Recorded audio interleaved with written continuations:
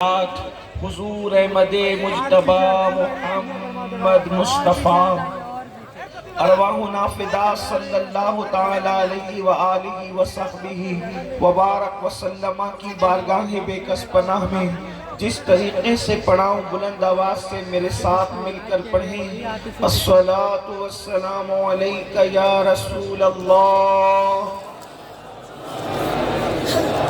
اتنا بڑا مجمع ہے، سب عشق و مستی میں ڈوب کر بلند آواز سے پڑھیں الصلاة والسلام علیکہ یا رسول اللہ، الصلاة والسلام علیکہ یا نبی اللہ، الصلاة والسلام علیکہ یا حبیب اللہ، وَعَلَىٰ آلِكَ وَأَصْحَابِكَ يَا نور اللہ صلی اللہ تعالی علیہ وسلم۔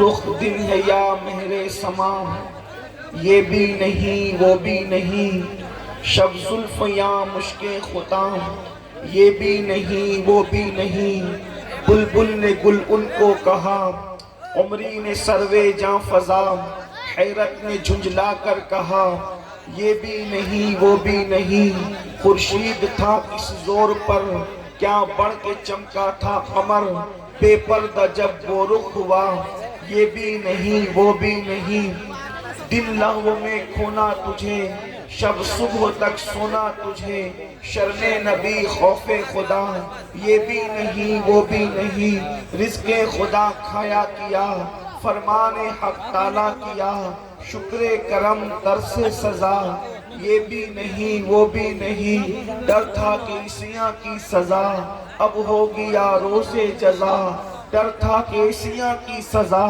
اب ہوگی یا روز جزا، دی ان کی رحمت نے صدا، یہ بھی نہیں وہ بھی نہیں، ہے بلبل رنگی رضا یا طوطی نغمہ سرا، ہے بلبل رنگی رضا یا طوطی نغمہ سرا، حق یہ کہ واصف ہے تیرا، یہ بھی نہیں وہ بھی نہیں۔ آج کی یہ محفل دارالعلوم اہل سنت غوثیہ رضویہ کی دستار بندی کے موقع پر انعقاد پذیر ہے، اور مجھ سے بیشتر ہمارے علماء، خطبہ، دانشور، مفکرین، نعت خوان، شعراء اور ہمارے بہترین نقیب سے آپ نے ان کے علوم و فنون کے اعتبار سے ان کی اپنی کارکردگی کو سماعت کر لیا ہے۔ اللہ تبارک و تعالیٰ سب کی خدمات جلیلہ کو اپنی بارگاہ میں قبول فرمائے اور سب کو اس کا بہتر صلہ عطا فرمائے۔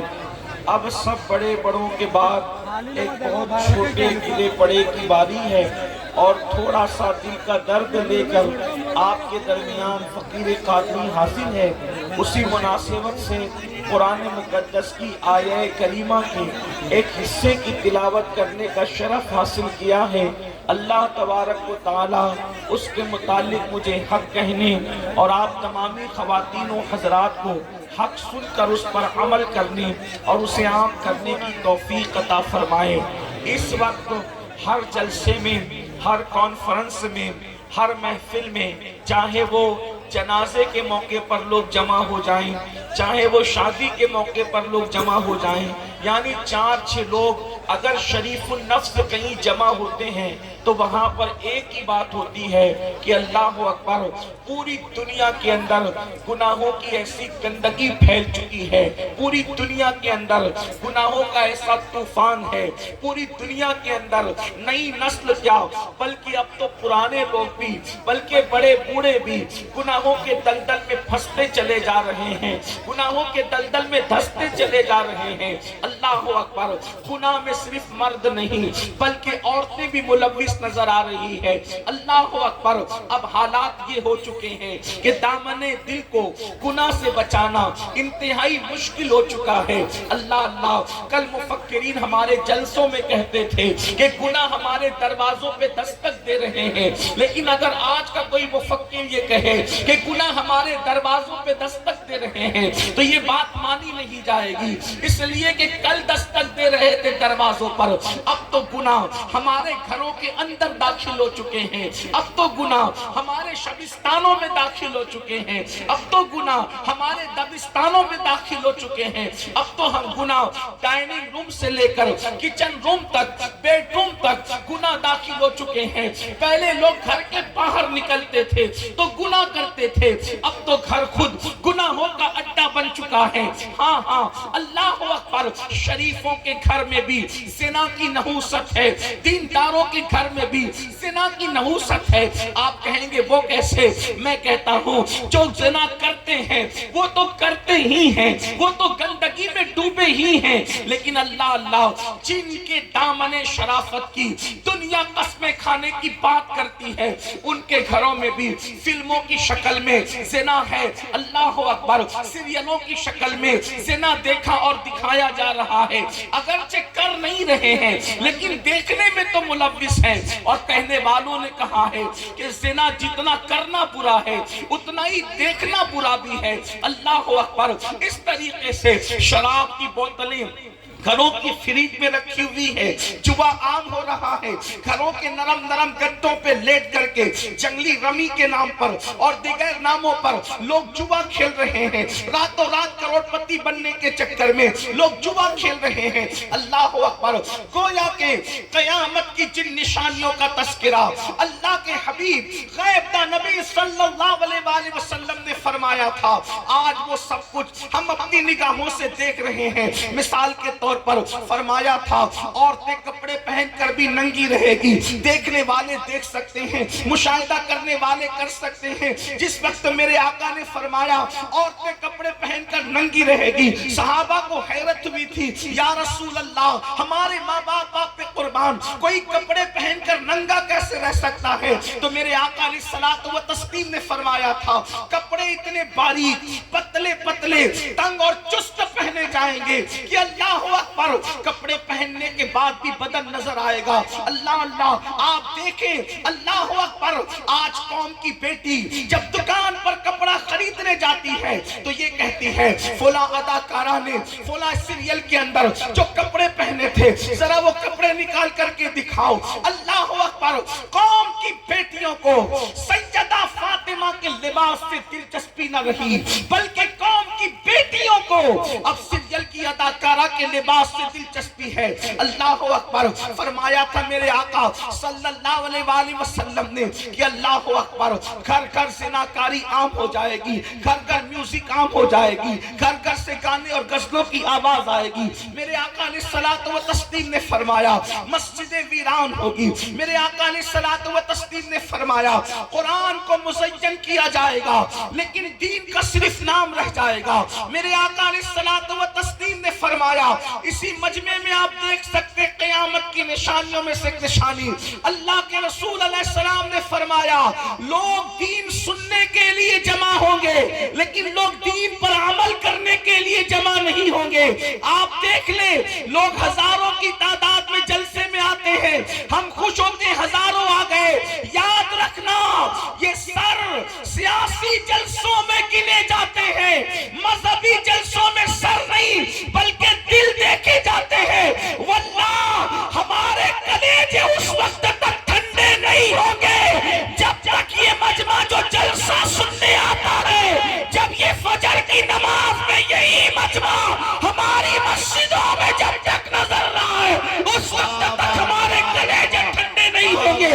دین سننے کے لیے تو آ رہے ہو، دین پر عمل کرنے کے لیے کہا۔ اللہ اکبر، پتا چلا گناہ عام ہو رہے ہیں، گناہ کی نحوست عام ہو رہی ہے۔ اب اس پر کنٹرول کرنے کے لیے ہر شریف النفس انسان سوچتا ہے قوم کو گناہ سے بچایا کیسے جائے۔ دیکھیے بد نظری عام ہے، بے نمازی پن عام ہے، زنا کے اڈے عام ہے، شراب کے اڈوں پر بھیڑ ہے، جوؤں کے اڈوں پر بھیڑ ہے، عورتوں پر ظلم ہو رہا ہے، بچوں کے حقوق ادا پیدا نہیں ہو رہے ہیں، شوہر بیوی کی حق تلفی کر رہا ہے، بیوی شوہر کی حق تلفی کر رہی ہے، یہاں تک کہ شادی شدہ لوگ بھی ایک دوسرے کے ساتھ ناجائز اور حرام تعلقات پیدا کر رہے ہیں، شادی شدہ عورتیں بھی اللہ اکبر سب نہیں لیکن کچھ کسی نہ کسی کا ہاتھ پکڑتی نظر آ رہی ہے، شادی شدہ مرد بھی ناجائز تعلقات قائم کرتے نظر آ رہے ہیں۔ ان حالات میں ایک شریف النفس انسان سوچتا ہے آخر ان گناہوں کا سد باب کیسے کیا جائے، گناہوں سے کیسے روکا جائے، گناہوں پہ بن کیسے باندھا جائے۔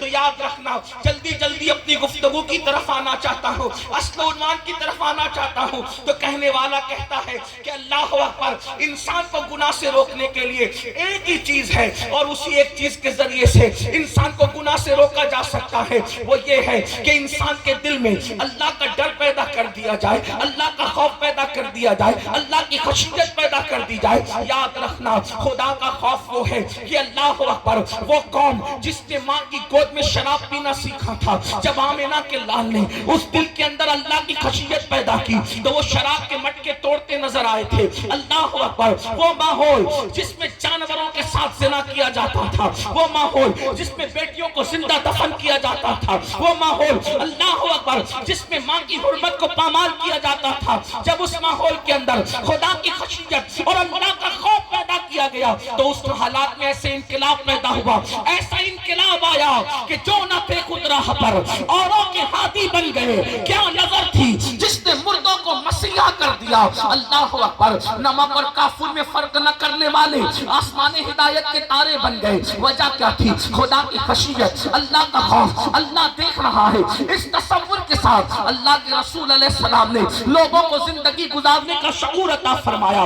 پتہ چلا اللہ کا خوف جس دل میں پیدا ہوتا ہے، خدا کی خشیت جن کے دلوں کے اندر پیدا ہوتی ہے، وہ انسان گناہ چھوڑ دیتا ہے۔ جب دل میں اللہ کا خوف پیدا ہوگا انسان ناپ تول میں کمی نہیں کرے گا، جب دل میں اللہ کا خوف پیدا ہوگا تو اللہ سے ڈرنے والا کسی پر بد نظری اور بد نگاہی نہیں کرے گا، اس لیے کہ اس کو معلوم ہوگا کہ اللہ اکبر، میرے رب کا فرمان ہے کہ جو آنکھیں پاپ کی نظر سے کسی عورت کو دیکھتی ہے ان آنکھوں کے اندر جہنم کی آگ کی سلاخیں ڈالی جائے گی۔ تو ایک انسان سوچتا ہے جب میری آنکھیں اللہ اکبر، میری آنکھیں چھوٹا سا تنکا برداشت کرنے کے لیے تیار نہیں، میری آنکھیں چھوٹا سا کنکر برداشت کرنے کے لیے تیار نہیں، حتیٰ کہ اگر گھر میں خاتون پیاز کاٹ رہی ہو تو پیاز کے ننھے ننھے ذرات جب کسی آنکھ کے اندر جاتے ہیں تو وہ ننھے سے ذرات آنکھ ہماری برداشت نہیں کر پاتی، لیکن سچے سچے رسول نے فرمایا، صادق و مصدوق صلی اللہ علیہ وسلم نے فرمایا کہ جن مردوں نے دنیا میں عورتوں کو پاپ کی نظر سے دیکھا ہوگا ان کی آنکھوں میں آگ کی سلاخیں ڈالی جائے گی، ان کی آنکھوں میں آگ بھری جائے گی۔ اپنی قوم کے جوانوں سے پوچھنا چاہتا ہوں، اپنی جوانی پر غرور کر کے خدا کے عذاب کو چیلنج کرنے والوں، اپنی جوانی پہ گھمنڈ کر کے خدا کے عذاب کو دعوت دینے والوں، خدا کے غضب کو دعوت دینے والوں، اپنی کمزوری تو دیکھو، ننھا سا تنکا اپنے گھر کا اڑ کر کے اگر آنکھوں میں آئے تو ہماری آنکھ اس کو برداشت نہیں کر سکتی، پیاز کے ننھے ننھے ذرات ہماری آنکھ اس کو برداشت نہیں کر سکتی، وہ پیاز کہ کتنی کھا کے ہضم کر گئے اس کا حساب ہمارے پاس نہیں ہے، اس کا ذرات برداشت نہیں کر سکتی۔ تو دنیا کی آگ سے 70 درجہ زیادہ جو جہنم کی آگ ہے، جب اس کی سلاخیں کسی عورت کو پاپ کی نظر سے دیکھنے کی بنیاد پر آنکھوں میں ڈالی جائے گی، اس وقت ہمارا کیا بنے گا، اس وقت ہمارا انجام کیا ہوگا۔ یاد رکھنا، اگر یہ بات کوئی مولوی کہہ دیتے تو لوگ کہتے مولوی لوگوں کی تو عادت ہے ڈرانے کی، اگر کوئی سیاسی لیڈر کہتا تو لوگ اس کا مذاق اڑا سکتے تھے، مگر واللہ یہ مولوی نے نہیں بلکہ مولا نے فرمایا ہے، مالک کو مولا نے فرمایا ہے، مالک کے حبیب نے فرمایا ہے، غیب دا نبی نے فرمایا ہے، مصطفیٰ جان رحمت نے فرمایا ہے، اور ذات نے فرمایا جس نے اپنی زبان سے اپنی طبیعت کے مطابق کبھی کلام نہیں کیا، بلکہ ان کی شان یہ ہے وَمَا يَنْطِقُ عَنِ الْهَوَىٰ إِنْ هُوَ إِلَّا وَحْيٌ يُوحَىٰ، وہ اپنی مرضی سے نہیں بولتے، زبان ان کی ہوتی ہے، کلام خدا بندے قدوس کا ہوتا ہے۔ ہے اللہ اکبر وہ رسول فرما رہے ہیں، وہ شفیع المذنبین فرما رہے ہیں، وہ امت کے غمگسار فرما رہے ہیں۔ اللہ اکبر اب تھوڑا یہاں تصور کرو میرے آقا علیہ الصلوۃ والتسلیم کے دیوانوں، میری قوم کے جوانوں، تھوڑا تصور کرو، تھوڑا غور کرو۔ لوگ کہتے ہیں مسلمان خود غرض ہو گیا، میں کہتا ہوں اللہ کرے مسلمان خود غرض ہو جائے۔ میں کہتا ہوں مسلمان سیلفش تو ہو جائے، کیونکہ خود غرض اس کو کہتے ہیں جو اپنا صرف سوچتا ہے، کسی اور کا نہیں سوچتا۔ میں کہتا ہوں یہ اتنے نادان ہے کہ یہ خود غرض بھی نہیں، کیونکہ اگر یہ اپنا سوچتے اپنا تو یہ ضرور سوچتے کہ ہم نماز چھوڑ کر کے جہنم کی آگ میں جلنے جا رہے ہیں، ہم کسی عورت پر پاپ کی نظر ڈال کر اپنی آنکھوں کو عذاب کی دہانے پر لے کر کے جا رہے ہیں۔ ذرا سوچو تو صحیح، اقبال نے کہا تھا اپنے من میں ڈوب کر باجا سراغ زندگی، اپنے من میں ڈوب کر باجا سراغ زندگی، تو اگر میرا نہیں بنتا نہ بن، تو اگر میرا نہیں بنتا نہ بن، اپنا تو بن جاؤ نا خود غرض، اپنی آخرت کا سوچنے لگ جاؤ، اس اعتبار سے خود غرض بن جاؤ، اپنی آخرت کی فکر کرنے لگ جاؤ، اس اعتبار سے خود غرض بن جاؤ۔ لیکن میرے قوم کے بھولے پن کا عالم کیا ہے کہ یہ اپنے آپ کی نہ بن سکی، یہ خود غرض بھی نہ ہو سکی۔ کتنی بھولی ہے میری قوم کے جوانوں، تھوڑا تصور کرو، تھوڑا غور کرو۔ آقا کیا فرما رہے ہیں؟ کسی عورت پر پاپ کی نظر ڈالی تو آنکھوں میں آگ کی سلاخیں ڈالی جائے گی۔ اب آپ سے پوچھتا ہوں، یعنی عورت نے دوپٹہ اوڑھ رکھا تھا، عورت نے پورے کپڑے پہن رکھے تھے، اور تم نے اس کو پاپ کی نظر سے دیکھا تو آنکھوں میں آگ کی سلاخیں ڈالی جائے گی۔ اور جو ہیروئن کو ننگا ناچتے ہوئے فلموں میں دیکھتے ہیں ان پر عذاب کا عالم کیا ہوگا؟ اللہ اکبر۔ جو ہیرو اور ہیروئن کا زنا دیکھتے ہیں، اللہ اکبر، آج سب سے زیادہ سپر ہٹ فلم وہ ہوتی ہے اللہ اللہ جس کے اندر گندے مناظر جتنے زیادہ ہوتے ہیں۔ پوچھنا چاہتا ہوں اے عاشقان رسول، ابھی یہاں اگر کوئی مقرر کہتے قبر میں رسول اللہ کا دیدار ہوگا، میدان محشر میں رسول اللہ کا دیدار ہوگا، تو پوری مجلس نعروں سے گونج جائے گی۔ لیکن ایک سوال کرتا ہوں، کیا ہمت لائے ہو آپ دنیا کے اندر جن آنکھوں سے زنا کے مناظر دیکھ رہے ہو، جن آنکھوں سے رات کے 3 بجے تک گدوں پر لیٹ کر، نرم گدوں پہ لیٹ کر ہیرو ہیروئن کا زنا دیکھ رہے ہو، انہی آنکھوں سے رسول اللہ کو دیکھو گے، انہی آنکھوں سے آقا کا دیدار کرو گے، اور کیسے کرو گے؟ اللہ اکبر۔ شرم نہیں آتی؟ سوچتے نہیں؟ یاد رکھنا خدا بند قدوس کی غیرت کا یہ عالم ہے، جن آنکھوں نے پاپ دیکھا ہوگا خدا ان آنکھوں کو محبوب کا دیدار نصیب نہیں فرمائے گا۔ اللہ اکبر۔ کیا ڈر نہیں لگتا؟ آپ نے رسول اللہ کے دیدار کو کھیل تماشا سمجھ رکھا ہے؟ نہیں، حضور سرکار نسمی نے کہا تھا، اللہ نسمی ماہر عربی نے کہا تھا، اللہ اکبر، کہتے ہیں ان کا سامنا میں کس طرح کروں گا، ان کا سامنا قبر میں کس طرح کروں گا، میں ان کا سامنا قبر میں کس طرح کروں گا، میں دل اڑا سا جاتا ہے سنن میرا۔ اللہ اکبر۔ اتنے قریب سے حضور کی زیارت ہوگی، اللہ نہ کرے 1000 بار نہ کرے، اگر میرے آقا نے یہ فرما دیا ظالم منافق تو پاپ کے مناظر دیکھتا تھا اور اب میرا جلوہ دیکھنے آیا ہے، نمازوں کو ترک کرتا تھا اور اب میرا جلوہ دیکھنے آیا ہے، اللہ اکبر، عورتوں پر پاپ کی نظر ڈالتا تھا، شراب کے پیالے اڈیلتا تھا منہ میں اور اب میرا جلوہ دیکھنے آیا ہے، کیا منہ دکھاؤ گے حضور کو؟ آقا کی بارگاہ میں کیا منہ لے کر کے جاؤ گے؟ نہیں، اللہ اکبر۔ تو عرض یہ کر رہا تھا، جس دل میں اللہ کا خوف بسے گا، جس دل میں خدا کی خشیت پیدا ہوگی، وہ دل کبھی گناہ کی طرف نہیں بڑھے گا، وہ دل کبھی گناہ کی طرف نہیں جائے گا۔ لیکن آئیے بہت لمبی بات کرنے کی بجائے گناہ کا خاتمہ کیسے ہوگا؟ خوف خدا کی وجہ سے۔ اور خوف خدا کیسے پیدا ہوگا؟ یہ خوف خدا کسی دکان سے خریدنے کی چیز نہیں، یہ خوف خدا کہیں سے حاصل کرنے کی چیز نہیں۔ اللہ کا خوف آتا کیسے ہے؟ اللہ کی خشیت آتی کیسے ہے؟ دل میں خدا کا خوف کیسے پیدا ہوتا ہے؟ تو یاد رکھیں، قرآن کہتا ہے انما یخشی اللہ من عبادہ العلماء، آگاہ ہو جاؤ، بے شک اللہ کے بندوں میں جو اللہ سے ڈرنے والے ہیں وہ صرف علم والے لوگ ہیں۔ مطلب یہ ہے اب دل میں اللہ کا ڈر پیدا کرنا ہے، دل میں اللہ کا خوف پیدا کرنا ہے، دل میں اللہ کی خشیت پیدا کرنی ہے۔ تو خدا کی خشیت کیسے پیدا ہوگی؟ علم دین کی برکت سے۔ علم حاصل کرو گے تو اللہ کا ڈر پیدا ہوگا، اللہ کی خشیت پیدا ہوگی۔ اور یاد رکھنا، جس کے دل میں اللہ کا ڈر نہیں وہ پڑھا لکھا تو ہو سکتا ہے مگر عالم نہیں ہو سکتا۔ عالم سچا وہ ہے، بڑے مدرسے کی ڈگری عالم نہیں بناتی بلکہ اللہ کا ڈر عالم بناتا ہے۔ دیکھو پڑھے لکھے میں اور عالم میں فرق بتاؤں، ہر پڑھا لکھا عالم نہیں ہوتا مگر ہر عالم پڑھا لکھا ہوتا ہے۔ اشرف علی کے پاس علم تھا، پڑھا لکھا تھا مگر اللہ کا خوف نہیں تھا، تو نبی کی گستاخی کر گیا۔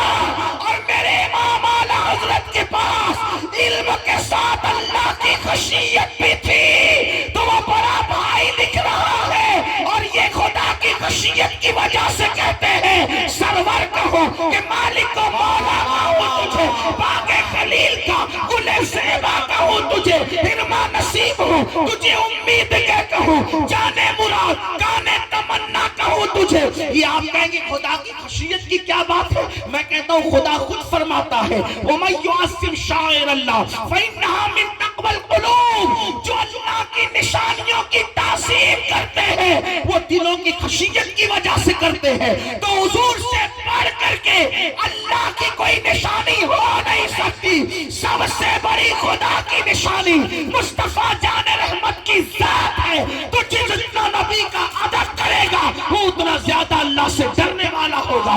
اس لیے یاد رکھنا خدا کی خشیت کے لیے علم کی ضرورت ہے، علم ہونا لازمی ہے۔ میرے آقا صلی اللہ علیہ وسلم کے پیارے دیوانوں، تو خدا کا خوف آتا ہے علم کی وجہ سے۔ آج ہماری قوم علم سے کوسوں دور ہے، اللہ اکبر، علماء کا مذاق اڑاتے ہیں بڑی معذرت کے ساتھ۔ آج کل تو لوگ کہتے ہیں یہ تو کوڑی کے مولویوں کو کیا سمجھتے ہیں۔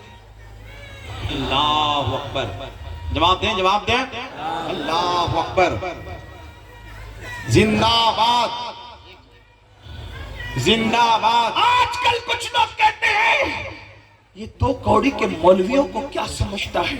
میں کہتا ہوں سنو، جسے تو کوڑی کا مولوی کہتے ہو، اگر یہ مولوی نے خطبہ نکاح پڑھ کے آپ کی امی اور آپ کے ابا کے درمیان ایجاب و قبول نہ کرایا ہوتا تو آپ کی امی جان کہلانے کے قابل نہ ہوتی۔ یہ احسان ہے مولویوں کا کہ جو ہمارے ماں باپ کا نکاح پڑھائے وہ مولوی ہے، جو ہمارے کان میں اذان دے وہ مولوی ہے، ہمارے مرنے کے بعد ہماری نماز جنازہ پڑھائے مولوی ہے، اور ہم اس کی بے عزتی کرتے ہیں، ان کی توہین کرتے ہیں، ان کی بے ادبی کرتے ہیں۔ فرمایا گیا علماء کی توہین کرنے والا، صحیح العقیدہ علماء کی توہین کرنے والا جب مرے گا تو مرتے وقت اس کی زبان پہ کلمہ جاری نہیں ہوگا۔ یاد رکھو، یہاں تک لکھا گیا ہے فتاوی رضویہ شریف میں امام اہل سنت نے لکھا علماء کے گستاخ کا حال یہ ہے کہ مرتے وقت تو ڈر ہے کہ اس کا خاتمہ کفر پر ہو سکتا ہے۔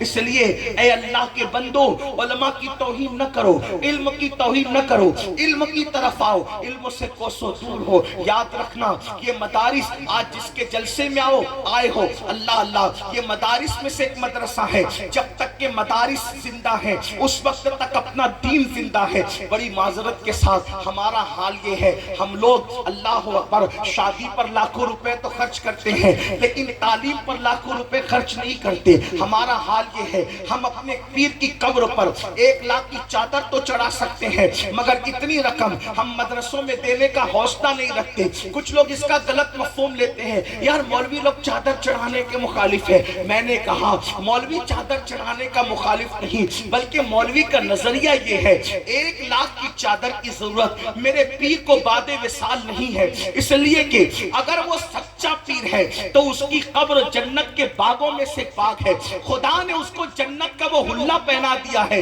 کہ اب میری چادر کی 1 لاکھ کی چادر کی اس کو ضرورت نہیں ہے۔ میں یہ نہیں کہتا نہ چڑھاؤ لیکن 100 روپے کی چڑھا دو، 1000 کی چڑھا دو، 99,000 روپے جو ہے اپنے مرشد کے نام سے کسی مدرسے میں دے دو، تعلیم کے نام پہ دے دو۔ کوئی بیوہ کا بچہ اگر اسکول میں فیس نہیں بھر سکتا اس کے لیے لگا دو، کوئی کالج نہیں جا سکتا اس کے لیے لگا دو۔ یاد رکھنا ہم جس طرح دینی تعلیم کی تائید کرتے ہیں اور آپ کو ترغیب دیتے ہیں، اسی طرح دنیاوی تعلیم کے لیے بھی کہتے ہیں اپنے بچوں کو ڈاکٹر بناؤ، انجینئر بناؤ، IAS بناؤ، IPS بناؤ، آپ اپنے بچوں کو آگے بڑھاؤ، اس لیے کہ یاد رکھنا علم کے اصل وارث تم ہو، مصطفیٰ جان رحمت کے کلمہ پڑھنے والوں، علم کے اصل حقدار تم ہو، علم تمہاری میراث ہے، حکمت تمہاری میراث ہے۔ لیکن افسوس آج میری قوم کا حال یہ ہے، غربت کا بہانہ لے کر لوگ علم سے کوسوں دور جا رہے ہیں۔ میں اپنی بہنوں کی توجہ چاہتا ہوں، عورتیں بڑی آسانی سے کہہ دیتے ہیں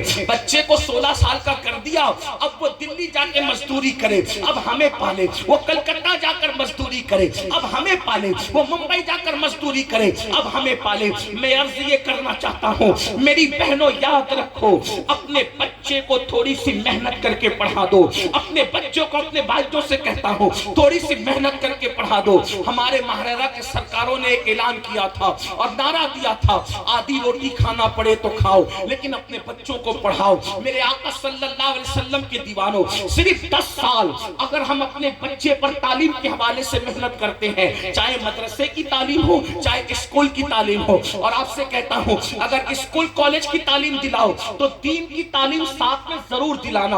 اس کی وجہ یہ ہے کہ اصل علم جو ہے وہ علم دین ہے، اگر علم دین کے ساتھ دنیاوی تعلیم دلاؤ گے تو بچہ تمہارا وفادار رہ جائے گا، ورنہ ممکن نہیں ہے۔ اس کو اچھی طرح یاد رکھنا، اپنے بچوں کو کچھ بھی بناؤ مگر پہلے ان کو مسلمان بناؤ، ان کو عاشق رسول بناؤ، ان کو دیندار بناؤ، ان کو کلمے کا صحیح جو ہے وہ کی معرفت عطا کرو۔ اللہ اکبر! یہ کیا ہو گیا آج کل پیسے کی لالچ میں چھوٹے چھوٹے بچوں کو ہم مزدوری پہ لگا دیتے ہیں۔ میں آپ سے عرض کرنا چاہتا ہوں، آپ کہتے ہیں مولانا پیسے نہیں پڑھانے کے لیے، جتنا گٹکا کھا کے تھوک دیتے ہو، جتنا سگریٹ پی کر کے ہواؤں میں اڑا دیتے ہو، اللہ اکبر، جتنا پان کھا کر کے تھوک دیتے ہو، اگر مسلمان اسی رقم کو بچا لے تو ہم اپنے بچوں کو پڑھا سکتے ہیں۔ یاد رکھنا، آپ کو بتاؤں میری ماؤں اور بہنوں کی خاص توجہ، اگر مائیں تہیا کر لے کہ میں اپنے بچے کو پڑھاؤں گی تو بہت کچھ وہ کر سکتی ہے۔ دستار بندی کا موقع ہے، مجھے ایک واقعہ یاد آ رہا ہے اپنی بہنوں کی اور آپ سب کی خاص توجہ۔ تھوڑی سی مشکل آتی ہے، تھوڑا سا وقت آتا ہے، تھوڑی سی تکلیف آتی ہے، لیکن اگر ہم ہمت سے کام لیں اور اپنے بچوں کو پڑھائیں تو ہمارا بچہ قیامت تک ہمارے نام کو زندہ کرنے والا بن سکتا ہے۔ حضرت سیدنا محبوب الہی خواجہ نظام الدین اولیاء کا نام تو سبھی نے سنا ہوگا، شاید ہی کوئی سنی کا بچہ ہو جس کے کانوں میں سلطان الاولیاء، شیخ المشائخ، شیخ الاسلام والمسلمین حضرت خواجہ نظام الدین اولیاء کا نام نہ ہو۔ جانتے ہیں خواجہ نظام الدین اولیاء، اللہ اکبر، چھوٹی سی عمر ہے، ان کی والدہ بیوہ ہو گئی اور آپ یتیم ہو گئے تو جانتے کیا ہے حالات یہ تھے، گھر میں فاقہ رہتا تھا، گھر میں کئی کئی دن تک کھانے کو نہیں رہتا تھا۔ نظام الدین اولیاء فرماتے ہیں میرا بچپنا تھا جب ہمارے گھر میں فاقہ ہوتا تھا تو میری امی جو رابعۃ العصر تھی وہ یہ نہیں کہتی تھی کہ بیٹا آج فاقہ ہے، میری ماں یہ نہیں کہتی تھی، دیکھو بچوں کی تربیت مائیں کیسے کرتی تھی، میری ماں یہ نہیں کہتی تھی کہ آج فاقہ ہے، بلکہ میری ماں کہتی تھی بیٹا آج ہم اللہ کے مہمان ہیں۔ جب امی کہتی تھی آج ہم اللہ کے مہمان ہیں تو میں سمجھ جاتا تھا آج گھر میں فاقہ کرنا ہوگا، بلکہ کئی دن تک ماں کے جملے میرے کانوں میں رس کھولتے تھے کہ ماں کہتی تھی آج ہم اللہ کے مہمان ہیں، مطلب فاقہ کرنا ہے، آج ہم اللہ کے مہمان ہیں، آج فاقہ کرنا ہے۔ فرماتے ہیں کئی دن تک جب مسلسل گھر میں کھانا پکتا تو میں امی سے کہتا امی اب تم کب کہو گی کہ آج ہم اللہ کے مہمان ہیں، اس لیے کہ مجھے کھا کر کے وہ سکون نہیں ملتا جو یہ جملہ سن کر کے سکون ملتا ہے کہ آج ہم اللہ کے مہمان ہیں۔ جانتے ہیں اللہ اکبر، جب قدوری تک کے حضرت محبوب الہی کو ان کے استاد نے پڑھا دیا تو اس دور کے حساب سے استاد نے کہا بیٹا اب تمہیں تمہاری دستار کرنی ہوگی، تمہاری دستار کرنی ہوگی، اس لیے کہ میں تمہیں جتنا پڑھا سکتا تھا پڑھا چکا، اب تمہاری دستار کرنی ہوگی۔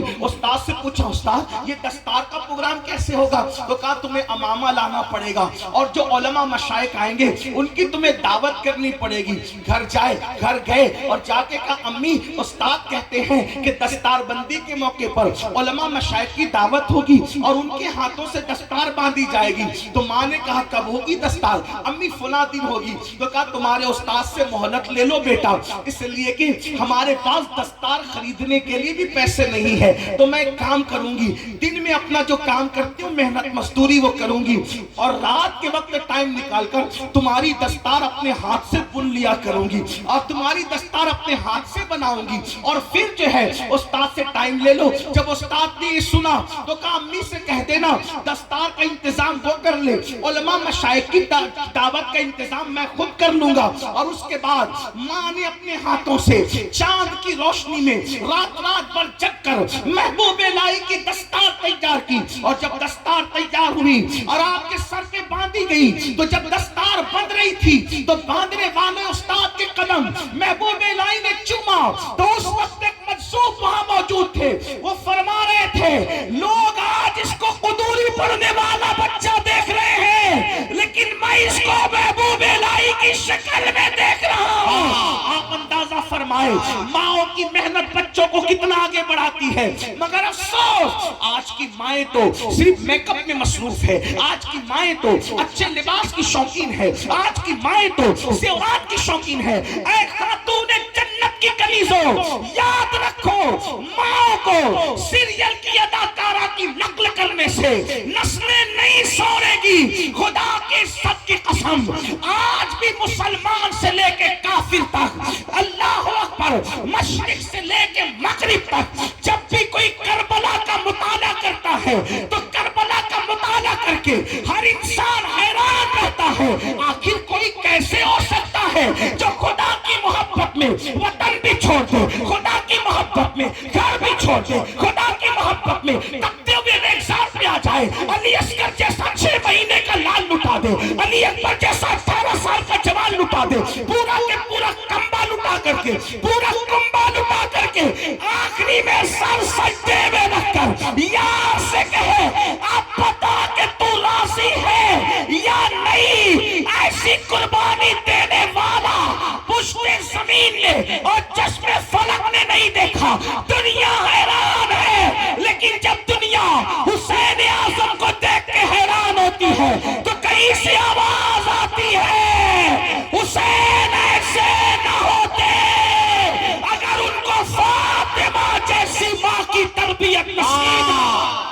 نعرہ تکبیر، نعرہ رسالت، اصلاح معاشرہ کانفرنس، آل رسول اولاد غوث اعظم۔ ماں کسی کو حسین بناتی ہے شہید کربلا، ماں کسی کو غوث اعظم بناتی ہے، ماں کسی کو غریب نواز بناتی ہے، ماں کسی کو محبوب الہی بناتی ہے، ماں کسی کو فرید الدین گنڈے شکر بناتی ہے، یہ ماں کا کردار ہے۔ ماں کسی کو سلطان العارفین بایزید بستامی بناتی ہے۔ آپ سے پوچھنا چاہتا ہوں یہ ماں کا کردار ہے۔ اللہ اللہ، کسی کہنے والے نے کہا تھا آج بھی ہو سکتا ہے عیسیٰ سا بیٹا پیدا، لیکن میں اس میں تھوڑی ترمیم کرتا ہوں، ہم نبی کی مثلیت کے قائل نہیں ہیں، اس لیے کہتا ہوں آج بھی ہو سکتا ہے عیسیٰ کا پرتو پیدا، آج بھی ہو سکتا ہے عیسیٰ کا پرتو پیدا۔ ماں کی گود ہی ملتی نہیں مریم کی طرح، اگر آج بھی ماں کی گود مثل مریم ہو جائے تو لوگ عیسیٰ تو نہیں بلکہ پرتو عیسیٰ بن کر پیدا ہوں گے۔ آج بھی ماں کی گود اگر سیدہ فاطمہ کا کردار لے لے، فاطمہ الزہرا کا کیریکٹر لے لے، انشاءاللہ لوگ غلام حسین بن کر ضرور پیدا ہوں گے۔ تو عرض یہ کر رہا تھا، علم کی وجہ سے خوف خدا پیدا ہوتا ہے، اور جب خوف خدا ہوگا تو انشاءاللہ گناہوں سے چھٹکارا ملے گا۔ علم کو عام کرنا ہوگا، علم کو آگے بڑھانا ہوگا، جہالت کی وادیوں سے نکلنا ہوگا۔ اگر دنیا کی دوسری قوموں کے سامنے کندھے سے کندھا لگا کے کھڑا ہونا ہے، علم کو عام کرنا ہوگا، علم کے راستے پر چلنا ہوگا۔ یاد رکھو، ہزاروں سال کے تسبیح کرنے والے، ہزاروں سال کے سجدہ کرنے والے فرشتے اگر کسی آدم کے سامنے جھکے ہیں تو صرف علم کی بنیاد پر جھکے ہیں، ورنہ آدم علیہ السلام نے تو اس وقت تک ایک مرتبہ بھی سجدہ نہیں کیا تھا۔ جس نے خود ایک بار بھی سجدہ نہ کیا ہو، اگر وہ مسجود بن رہا ہے ملائکہ کا، تو وجہ کیا ہے؟ قرآن کہتا ہے وَعَلَّمَ آدَمَ الْأَسْمَاءَ كُلَّهَا ثُمَّ عَرَضَهُمْ عَلَى الْمَلَائِكَةِ فَقَالَ أَنبِئُونِي بِأَسْمَاءِ هَؤُلَاءِ إِن كُنتُمْ صَادِقِينَ۔ اللہ اکبر! علم آدم کے سامنے فرشتوں نے سر جھکا کر کے یہ بتا دیا تھا، اگر قوموں کو قدموں میں جھکانا ہے تو ان سے زیادہ آپ کو علم حاصل کرنا پڑے گا۔ لیکن افسوس، اللہ اکبر، وہ قوم جو دنیا کو علم کی خیرات دینے آئی تھی، وہ قوم جو دنیا کو زیور علم سے آراستہ کرنے آئی تھی، وہ قوم جو دنیا کو علم عطا کرنے آئی تھی، آج وہ قوم علم سے دور ہوتی جا رہی ہے۔ یاد رکھیں، جامعہ اہل سنت، غوثیہ رضویہ، آئیے مدرسہ اور جتنے اہل سنت کے مدارس آپ کے علاقے میں، ان کی مدد کریں، ان کی امداد کریں، ان کا تعاون کریں۔ میں اپنی گفتگو کو جلدی سے سمیٹ رہا ہوں، اس لیے کہ میرے بعد ایک عظیم خطیب کی خطابت حضور امیر سنی دعوت اسلامی کے حوالے سے آپ کو سماعت کرنی ہے۔ تو عرض یہ کر رہا تھا، یاد رکھنا علم ہونا ضروری ہے، لیکن پھر کہتا ہوں سائنس سکھاؤ، ٹیکنالوجی سکھاؤ، جغرافی سکھاؤ، الجبرا سکھاؤ، ہر علم سکھاؤ، مگر پہلے اپنے بچے کو مسلمان بناؤ تاکہ وہ دین سیکھے۔ آج بڑی معذرت کے ساتھ جتنے لوگ میرے بھائی بیٹھے ہیں، میں کسی کا ہاتھ نہیں اٹھاؤں گا، لیکن آپ سے کہنا چاہتا ہوں، ان میں سے کتنے لوگ ہیں جن کو وضو کرنا آتا ہے، جن کو غسل کرنا آتا ہے؟ بڑی معذرت کے ساتھ 3 4 بچوں کے باپ ہونے کے بعد بھی آج تک ان کو غسل کرنے کا طریقہ نہ آیا۔ میں آپ سے پوچھتا ہوں، جو پوری زندگی غسل نہ سیکھا وہ کیسا مسلمان؟ جس نے پوری زندگی وضو نہ سیکھا وہ کیسا مسلمان؟ جس کو کلمہ بھی پڑھنا نہ آتا ہو وہ کیسا مسلمان؟ میرے عزیز، میرے بھائیو، ہمارے سروں پر موت کی تلوار لٹک رہی ہے، اور ایک دن وہ آئے گا، جلد آئے گا، اور اللہ اکبر، اس میں کوئی رکاوٹ نہیں بن سکتا۔ وہ موت کی لٹکتی ہوئی تلوار ہمارے جسم سے ہماری روح کے رشتے کو ختم کر دے گی۔ روح سے جسم کا رشتہ ٹوٹ جائے گا، اور جب روح سے جسم کا رشتہ ٹوٹ جائے گا تو یہ دنیا میں ہمیشہ نہیں رہیں گے، اس دنیا سے کچھ کرنا ہوگا، اس دنیا سے رخصت لینی ہوگی۔ اللہ اکبر! وہاں کیا دیکھا جائے گا؟ کفن میں فیکٹریاں نہیں لے جاؤ گے، کفن میں دولت نہیں لے جاؤ گے، کفن میں مال نہیں لے جاؤ گے، کفن میں حسب نسب نہیں لے جاؤ گے، خون کے رشتے تو یہیں ٹوٹ جائیں گے۔ کفن میں کیا جائے گا؟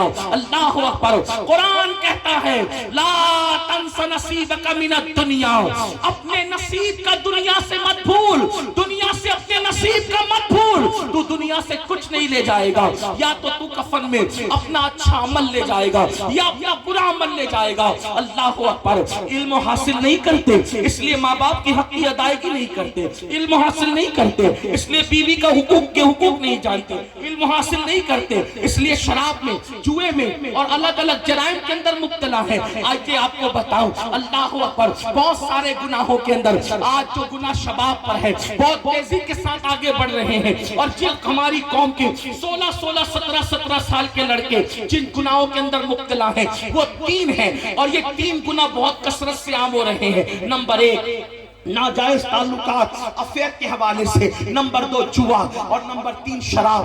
یہ تو علم کی کمی ہے، لیکن یاد رکھنا علم کی کمی کوئی عذر نہیں ہے۔ میں نے آپ کو بتا دیا، اللہ اکبر، آج شاید ہی کوئی لڑکا ایسا ہوگا یا الا ماشاءاللہ کوئی بیٹی ایسی ہوگی، آپ برا نہیں مانے، سب کی بات نہیں کرتا، میں چند کی بات کرتا ہوں، لیکن حالات یہ ہیں جہاں تک میں اللہ پاک ضرورت ہے، خدا کرے میرے دل کا درد وہاں تک پہنچے، قوم کی بیٹیاں اللہ اجنبی لڑکوں سے بات کریں، نوجوان لڑکے اجنبی لڑکیوں سے بات کریں، اور پھر اس کو گرل فرینڈ کا نام کوئی دے دے، کوئی اس کو جو ہے وہ اللہ اکبر بوائے فرینڈ کا نام دے دے۔ اسلام میں اس کا کوئی تصور نہیں ہے۔ میرے عزیز بھائیوں، دین سیکھو تو دین آپ کو بتائے گا۔ چچا زاد بھائی سے، سگے چچا کے بیٹے سے بھی بالغ لڑکی کو پردہ کرنا ویسے ہی فرض ہے جیسے اجنبی مردوں سے پردہ کرنا فرض ہے۔ جو مذہب چچا زاد بھائی سے پردہ کرنے کا حکم دیتا ہو، جو مذہب ماموں زاد بھائی سے پردہ کرنے کا حکم دیتا ہو، جو مذہب پھوپھی زاد بھائی سے پردہ کرنے کا حکم دیتا ہو، آخر اس مذہب کے ماننے والے کالج کے اندر کیسے فرینڈ بنانے لگے، اسکولوں کے اندر کیسے فرینڈ بنانے لگے، اور فیس بک پہ بیٹھ کے کیسے فرینڈ بنانے لگے۔ دنیا مجھے چاہے جو نام دے، میں اس کو گالی سننے کے لیے تیار ہوں، لیکن یہ ضرور کہوں گا، بیٹیوں کے ہاتھ میں تسبیح اور بیلن اچھا لگتا ہے، بیٹیوں کے ہاتھ میں اسمارٹ موبائل کی کوئی ضرورت نہیں ہے۔ اگر بچیاں گالیاں دے تو چاہے دے لے، لیکن میں اپنی قوم کے ذمہ داروں سے گزارش کرتا ہوں، بیٹی اگر 5 لاکھ کے زیور مانگے، بیوی اگر 5 لاکھ کے زیور مانگے، اس کو 5 لاکھ کا زیور لا کر کے دے دینا، 5 کی بجائے 10 لاکھ کا لا کر دے دینا اگر اللہ نے حیثیت دی ہے، لیکن 5,000 کا اسمارٹ موبائل لا کر کے مت دینا، اس لیے کہ آج گھروں میں بیٹھ کر کے جو ناجائز تعلقات کی وبا عام ہو رہی ہے، اس کا سب سے بڑا ذریعہ اسمارٹ فون ہے۔ بیٹیوں کو اسمارٹ فون نہ دو، اگر بہت زیادہ ضرورت ہے تو صرف فون پر بات کرنے کے لیے کوئی ہلکا پھلکا سا ایسا ہو جس میں تصویریں نہ ہو، جس میں انٹرنیٹ نہ ہو، اس میں آبرو بچانے کا ذریعہ ہے۔ ورنہ یاد رکھو، آج فیس بک نے وہ دن دکھائے کہ شریف گھروں کی بیٹیاں بھی دوسروں کے ساتھ بھاگتی ہوئی نظر آئی ہے۔ اللہ اکبر، کیا طوفان انٹرنیٹ کے جنگل نے بپا کیا ہے، اس کا اندازہ شاید دیہات میں بیٹھے ہوئے لوگوں کو نہیں ہو سکتا۔ میرے آقا صلی اللہ علیہ وسلم کے دیوانوں، یاد رکھو، ہمارے یہاں بیٹی کی عزت کو بہت بلند مقام دیا گیا ہے۔ لوگ کہتے ہیں مسلمان بیٹی کی آزادی نہیں چاہتا، ہم کہتے ہیں بیٹی کی آزادی اس لیے چاہے تم، بھیڑیا یہ کہے کہ بکری کو تیرے کھوٹے سے کھول کے آزاد کر دے تاکہ میں اچھک دوں آزادی کے نام پہ۔ سن لو، بکری کی بھی بھلائی اس میں ہے اور مالک کی بھی بھلائی اس میں ہے کہ جس کو کھوٹے پہ رکھنا چاہیے اس کو کھوٹے میں رکھے، جس کو گھر میں رکھنا چاہیے اس کو گھر میں رکھے، اور جس کو آزاد رکھنا چاہیے اس کو آزاد رکھے۔ آزاد کتے پھرا کرتے ہیں، پالتو شریف بکریاں نہیں پھرا کرتی۔ تو اسلام کسی بھی بکری کو کسی بھیڑیے کے حوالے کرنے کا قائل نہیں ہے۔ اگر پاپ کے بھیڑیے عورتوں کو پاپ کی نظر سے دیکھنے والے، عورتوں کو آزادی کے نام پر ننگا کر کے اپنی ہوس نکالنا چاہتے ہیں، تو ہم یہ کہنا چاہتے ہیں جو دانا دینا ہے دے دو، لیکن ہم اپنی بیٹیوں کو پردے میں رکھ کر بتائیں گے کہ بیٹیوں کو پردے میں رکھنا یہ ظلم نہیں ہے بلکہ بیٹی کی قیمتی ہونے کی علامت ہے۔ پردے میں رکھنے کا مطلب یہ نہیں، پردے میں رکھنے کا مطلب یہ نہیں کہ ظلم کر رہے ہیں۔ ہر پردے میں رکھی ہوئی چیز پہ ظلم نہیں ہوتا۔ دیکھو، سبزیاں روڈ پہ بکتی ہے لیکن سونا روڈ پہ نہیں بکتا بلکہ بڑے اہتمام سے بکتا ہے۔ وجہ کیا ہے؟ سبزی سستی ہوتی ہے، سونا قیمتی ہوتا ہے، ہیرا اس سے بھی زیادہ قیمتی ہوتا ہے۔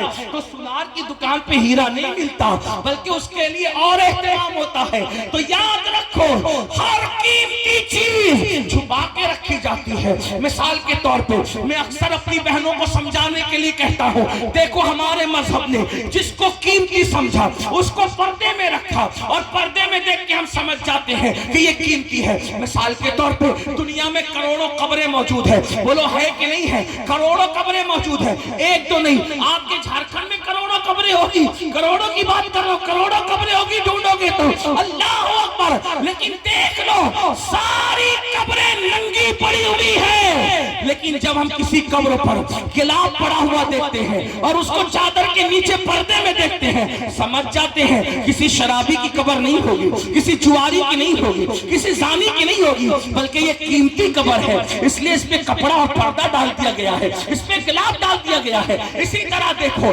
دنیا کی ساری مسجدیں بے پردہ ہے، لیکن جو مسجدوں میں سب سے افضل ترین مسجد ہے جسے کعبۃ اللہ شریف کہتے ہیں، اس کو گلاب میں ڈھک کر کے بتایا گیا ہے۔ اور مسجدیں الگ ہے، دلی کی جامع مسجد کی عزت الگ ہے، مگر وہ بے پردہ ہے، اور اللہ کے کعبے کی حرمت الگ ہے۔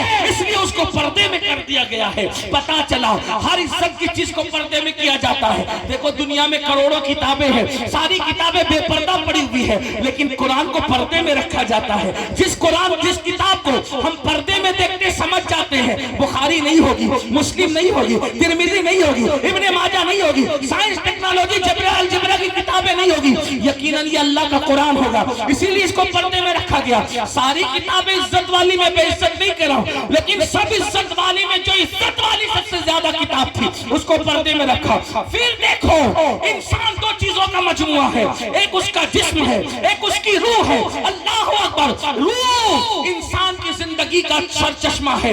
جب تک روح ہے تب تک انسان اسٹیج پر, جب تک روح ہے تب تک محفل میں, جب تک روح ہے تب تک پارلیمنٹ میں, جب تک روح ہے وہ وزیر ہے, جب تک روح ہے وہ امیر ہے, جب تک روح ہے وہ عزت والا ہے, جب تک روح ہے وہ عالم ہے, جب تک روح ہے وہ خطیب ہے, جب تک روح ہے وہ پیر ہے. لیکن روح نکل گئی تو لوگ یہ نہیں کہتے پیر صاحب کو اٹھاؤ, عالم صاحب کو اٹھاؤ, ایم ایل اے صاحب کو اٹھاؤ, ایم پی صاحب کو اٹھاؤ. نہیں, لوگ کیا کہتے ہیں, میت کو اٹھاؤ, میت کو نلاؤ. پتا چلا جب تک روح ہے ساری ڈگریاں اور القابات سلامت ہے. روح نکل گئی, میت کے سوا کوئی اور نام نہیں. تو پتا چلا روح کتنی قیمتی ہے. اور انسان دو چیزوں کا مرکب ہے, جسم اور روح کا. پتا چلا روح قیمتی چیز ہے, جسم کو ظاہر کیا اور روح کو اندر چھپا لیا, یعنی کہ پردے میں رکھا کیونکہ وہ زیادہ قیمتی تھی. اسی طرح مذہب بھی دو چیزوں کا مجموعہ ہے, ایک ہے عمل, ایک ہے عقیدہ. عمل کے بغیر کوئی مسلمان ہو سکتا ہے, عقیدے کے بغیر مسلمان نہیں ہو سکتا. اس لیے عمل کو ظاہر رکھا اور عقیدے کو دل میں چھپا لیا. تو ہر چیز جو بہت زیادہ اہم تھی اس کو پردے میں رکھا. بلکہ اب کہہ لے کہ مخلوق کو بے پردہ کیا, اور مخلوق بنانے والا خالق خود اپنی شان کے مطابق پردے میں. پردہ ظلم ہے. اگر پردہ ظلم ہوتا تو خلاق کائنات پردے میں کیوں؟ پردہ ظلم نہیں ہے, پردہ تو عزت والوں کی علامت ہے, پردہ تو وقار والوں کی علامت ہے. اس لیے عورتوں سے کہتے ہیں جو ظالم ٹی وی پر آ کر بھونکے کہ عورتوں پہ ظلم ہو رہا ہے پردے کی وجہ سے, ان سے کہو ظلم تمہارے یہاں ہو سکتا ہے, ہمارے یہاں عورت قیمتی, کتنی قیمتی ہے. ہمارے یہاں عورت کا دوسرا نام سیدہ فاطمہ ہے, ہمارے عورت کا دوسرا نام سیدہ زینب ہے, ہمارے عورت کا دوسرا نام عائشہ صدیقہ ہے, ہمارے عورت کا دوسرا نام خدیجہ الکبریٰ ہے. اور اگر سمیٹ لے اس کو, عورت کا نام یا تو ماں ہے, عورت کا نام یا تو بہن ہے, عورت کا نام یا تو بیوی ہے, عورت کا نام یا تو بیٹی ہے. چار روپ ہے عورتوں کے, ماں ہے, بہن ہے, بیوی ہے یا بیٹی ہے. اب اندازہ فرمائے, اگر وہ بیٹی ہے تو بیٹی کو رسول اللہ فرماتے ہیں جس کے گھر بیٹی پیدا ہوئی وہ خوشی کرے, وہ بیٹی اپنے باپ کے لیے جنت اور رحمت ہے. پتا چلا بیٹی بن کے پیدا ہوئی تو جنت اور رحمت, اور اگر جوان ہو گئی تو اللہ اکبر, جوان ہو کر شادی کر کے کسی کے گھر گئی تو آقا فرماتے ہیں نیک بیوی شوہر کے لیے جنت. اور اس کے بعد فرمایا جب کوئی ماں بن جائے عورت تو فرمایا الجنت تحت اقدام امہاتکم, کہ تمہاری جنت تمہاری ماں کے قدموں کے نیچے ہے. عورت بیٹی ہے تو جنت, بیوی ہے تو جنت, ماں ہے تو جنت. تو ہمارے یہاں جنت کا تصور یہ ہے, اور جنت ہمارے یہاں بے پردہ نہیں ہے.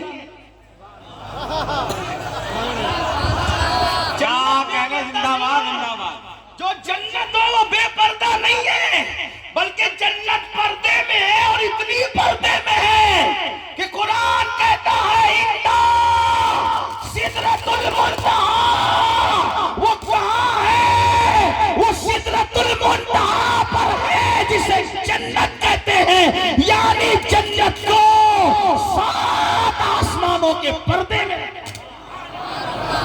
جنت کو 7 آسمانوں کے پردے میں رکھ. اور ہمارے یہاں عورت جنت سے کم نہیں ہے, کسی کی یہاں اور کچھ بھی ہو سکتا ہے. لوگوں نے جوؤں میں ہارا اس لیے ان کو اہمیت ہو یا نہ ہو, لوگوں نے گم کر دیا انہیں اہمیت ہو یا نہ ہو, لوگوں نے ان کا سودا کیا اہمیت ہو یا نہ ہو, ہمارے یہاں تو بڑی اہمیت ہے. اس لیے تو پہلی بات یہ عرض کر رہا تھا کہ آج ناجائز تعلقات کے حوالے سے بہت زیادہ معاملات بڑھ رہے. نمبر 2 جوا, جوے کے معاملات, خاص طور پہ آج انٹرنیٹ پر جو جوا عام ہو رہا ہے, اور اس کو میں سمجھتا ہوں کہ ناک کی کلپ سنو, بیان کی کلپ سنو, کوئی کلپ سنو, اس پہ جنگلی رمی کا ایڈورٹائز ضرور آتا ہے.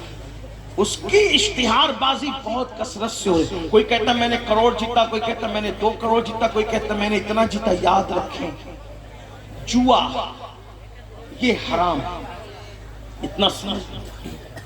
اور یہ جوا ایسے ہی ہے جیسے چوہا, سمجھے؟ جوا ایسے ہی ہے جیسے چوہا. مطلب کیا؟ جب کسی چوہے کو مارنا ہوتا ہے تو پنجرے کے اندر روٹی لٹکائی جاتی ہے. چوہا روٹی دیکھ کر آتا ہے اور آنے کے بعد جیسی روٹی کھینچتا ہے تو روٹی منہ میں آئے یا نہ آئے لیکن پنجرے کا دروازہ بند ہو جاتا ہے اور پھر چوہا ہمیشہ کے لیے اپنا وجود کھو دیتا ہے. ایسے یہ جوا ایک لٹکتی ہوئی روٹی کی طرح ہے جیسے چوہے کے لیے.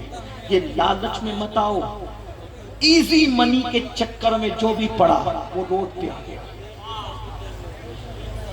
راتوں رات کروڑپتی بننے کے چکر میں جو بھی پڑا, جو پونجی تھی وہ بھی ختم ہو گئی. ایک تو پونجی گئی, اور اگر جیتا جوا میں تو اس کا کپڑا پہنا تو جب تک وہ کپڑا بدن پر ہے نہ دعا قبول ہے نہ نماز قبول ہے.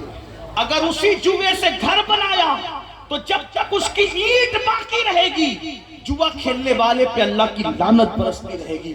اور سب سے بڑا خسارہ اور نقصان دل کے کانوں سے سن لو, اگر سن سکتے ہو تو. میرے آقا غیب دہ نبی صلی اللہ علیہ وآلہ وسلم نے فرمایا کہ جس نے دنیا میں جوا کھیلا ہوگا جب وہ قیامت کے دن اٹھے گا تو اس کا ہاتھ سور کے خون میں رنگا ہوا ہوگا, اس کا ہاتھ سور کے خون میں رنگا ہوا ہوگا. اللہ اکبر. قیامت کے دن آپ سور کے نام سے بہت نفرت کرتے ہیں, لیکن جوا کھیلنے والوں, جوا سے دلچسپی رکھنے والوں, میرے بھائیوں, یہ میرے نبی کا فرمان ہے, اپنے آقا کا فرمان ہے. اور ذرا سنو اس کا نقصان کیا ہے. میرے آقا غیب دہ نبی صلی اللہ علیہ وآلہ وسلم فرماتے ہیں جس نے دنیا میں جوا کھیلا ہوگا, بلکہ یہاں تک امام غزالی نے لکھا کہ جوا کے آلات اپنے ہاتھ میں لیے ہوں گے, وہ حال اس حالت میں قیامت میں اٹھے گا کہ اس کا ہاتھ سور کے خون میں رنگا ہوگا. اب سور کے خون میں رنگنے کا نقصان کیا ہے؟ قیامت کے دن ایک منظر یہ بھی ہوگا کہ میرے آقا اپنی امتیوں سے مصافحہ کریں گے, میرے سرکار اپنی امت سے مصافحہ کریں گے. یہی تو بات ہے, عاشقان رسول کے لیے محشر میں بھی ایک محشر ہے, قیامت میں بھی ایک قیامت ہے. اللہ اللہ. جب یہاں ہم جلسوں میں آتے ہیں تو علماء سے مصافحہ کرنے کے شوقین ہوتے ہیں, اور کرنا بھی چاہیے. ہو سکے تو زندگی میں یا تو کسی نیک کے پیچھے نماز پڑھ لو یا کسی نیک سے مصافحہ. کیا ہوتا ہے جب نیک سجدے سے سر اٹھاتا ہے, حدیث پاک کی توجہ کریں, جب کوئی نیک بندہ سجدے سے سر اٹھاتا ہے تو اس کے پیچھے جتنے کھڑے رہتے ہیں اللہ سب کی مغفرت فرما دیتا ہے. اور جب کوئی کسی نیک بندے سے مصافحہ کرتا ہے تو جس نے نیک بندے سے مصافحہ کیا اللہ پاک اس کی بھی مغفرت فرما دیتا ہے. ایک ظالم بادشاہ کی موت کے بعد کسی نے اس کو جنت میں ٹہلتے دیکھا, پوچھا کہ تیرا کیا حال ہے؟ اس نے کہا میں جنت میں ہوں. کہا دشمن خدا تو جنت میں کیسے؟ تو اس نے جواب دیا ایک مرتبہ امام حسن بصری کے ہاتھ چومے تھے, اسی کی وجہ سے اللہ نے میری مغفرت فرما دی. آپ سے پوچھتا ہوں علماء سادات نیک بندوں سے مصافحہ جب اتنی بڑی بات ہے تو قیامت کے دن کیسی لالچ ہوگی جب وہ حسن سراپا, وہ جلوہ جہاں آرا, وہ حسن تمام, وہ حسن کامل, وہ رشک کمر, اللہ اکبر, وہ رشک گل, بلکہ رشک گلشن. میرے امام کہتے ہیں وہ ہے لبہائے نازک ان کے ہزار چڑھتے ہیں پھول جن سے, وہ ہے لبہائے نازک ان کے ہزار چڑھتے ہیں پھول جن سے. گلاب گلشن میں دیکھ بلبل, یہ دیکھ گلشن گلاب میں ہے, کتنے خوبصورت ہے میرے آقا. اللہ اکبر. فرمایا گیا قیامت میں میرے آقا اپنی امت سے مصافحہ کریں گے, لیکن آپ مجھے بتاؤ جن کے ہاتھ جوا کھیلنے کی وجہ سے سور کے خون میں رنگے ہوئے ہوں گے, اے میری قوم کے جوانوں ذرا اس وقت کا تصور کرو, اس وقت کا تصور کرو, ان حالات کا تصور کرو, اس قیامت کا تصور کرو. آقا کا جلوہ سامنے ہے اور تم نے جوا کھیلا ہے اور ہاتھ سور کے خون میں ہے, تو کیا میرے آقا سے مصافحہ کر سکو گے؟ اس وقت کا پچھتانا کیسا پچھتانا ہوگا, اس وقت کی حسرت کیسی حسرت ہوگی, اس وقت کی کی تکلیف کیسی تکلیف ہوگی، مگر یاد رکھو اس وقت کے پچھتانے سے کوئی کام نہیں آئے گا، کچھ ہاتھ نہیں آئے گا۔ اگر پچھتانا ہے تو ابھی، توبہ کرنا ہے تو ابھی، پلٹنا ہے تو ابھی، اللہ اکبر، رجوع کرنا ہے تو ابھی۔ اور تیسرا اور آخری گناہ تو بہت ہے، لیکن اب آخری گناہ پڑھ کر اپنی گفتگو مکمل کرنا چاہتا ہوں، لیکن سب کو دھیان سے سننا ہوگا۔ وہ گناہ کون سا ہے؟ وہ گناہ نشے کا گناہ ہے۔ آج اللہ اکبر فلموں کی وجہ سے، سیریلوں کی وجہ سے، آوارہ دوستوں کی وجہ سے نشہ بڑھتا جا رہا ہے، اتنا بڑھ رہا ہے۔ کوئی نشے سے، کوئی شراب سے نشہ کر رہا ہے، کوئی ایم ڈی سے نشہ کر رہا ہے، کوئی انجیکشن سے نشہ کر رہا ہے، کوئی ہیروئن سے نشہ کر رہا ہے، کوئی چرس اور بھنگ سے نشہ کر رہا ہے، کوئی گولیوں سے نشہ کر رہا ہے، کوئی دواؤں سے نشہ کر رہا ہے۔ یاد رکھنا، میرے آقا غیب کا نبی صلی اللہ علیہ وآلہ وسلم نے فرمایا کل مسکر حرام، ہر نشہ آور چیز حرام ہے۔ میرے بھائیو، ہر نشہ حرام ہے، کسی بھی نشے کی اجازت نہیں دی گئی۔ اور آپ جانتے ہیں اللہ اکبر کتابوں میں لکھا ہے عبد الملک ابن مروان کے دربار میں، مروان کا بیٹا عبد الملک جب وہ بادشاہ بنا، اس کے دربار میں کفن چور آیا اور اس نے کہا میں نے کفن چوری سے توبہ کی۔ تو مروان کے بیٹے عبد الملک نے پوچھا اے کفن چور، تو نے کیسے توبہ کی، کیوں توبہ کی، توبہ کرنے کی وجہ کیا ہے؟ تو اس نے بیان کیا ایک مرتبہ میں کفن چوری کرنے گیا تو میں نے کیا دیکھا، ایک قبر میں نے کھولی تو قبر کھولنے کے بعد کیا دیکھا کہ مردے کا چہرہ قبلے سے پھرا ہوا ہے، مردے کا چہرہ قبلے سے پھرا ہوا ہے اور اس کی قبر میں آگ بھڑک رہی ہے، اللہ اکبر، اس کی چیخیں نکل رہی ہے۔ میں حیران ہو کے بھاگا تو غیب سے آواز آئی اے بندے پوچھتا نہیں کہ اس کا چہرہ قبلے سے کیوں پھرا ہوا ہے، اس کی قبر میں آگ کیوں بھڑک رہی ہے؟ تو میں نے پوچھا کیوں بھڑک رہی ہے؟ تو کہا یہ نماز میں سستی کرتا تھا، یہ نماز نہیں پڑھتا تھا، اس لیے اس کا چہرہ قبلے سے پھرا ہوا۔ مجھے یہ حکمت سمجھ میں آئی، بے نمازی کا چہرہ قبلے سے پھرا ہوا کیوں؟ کیونکہ وہ دنیا میں قبلے کی طرف رخ نہیں کرتا تھا۔ تو جیتے جی جس نے نماز کی حالت میں قبلے کی طرف رخ نہیں کیا، اللہ اکبر، اللہ نے مرنے کے بعد اس کا منہ قبلے سے پھیر دیا، اللہ اکبر۔ یہ بھی بڑا دردناک المیہ ہے، حالانکہ میرا عنوان آج نماز نہیں،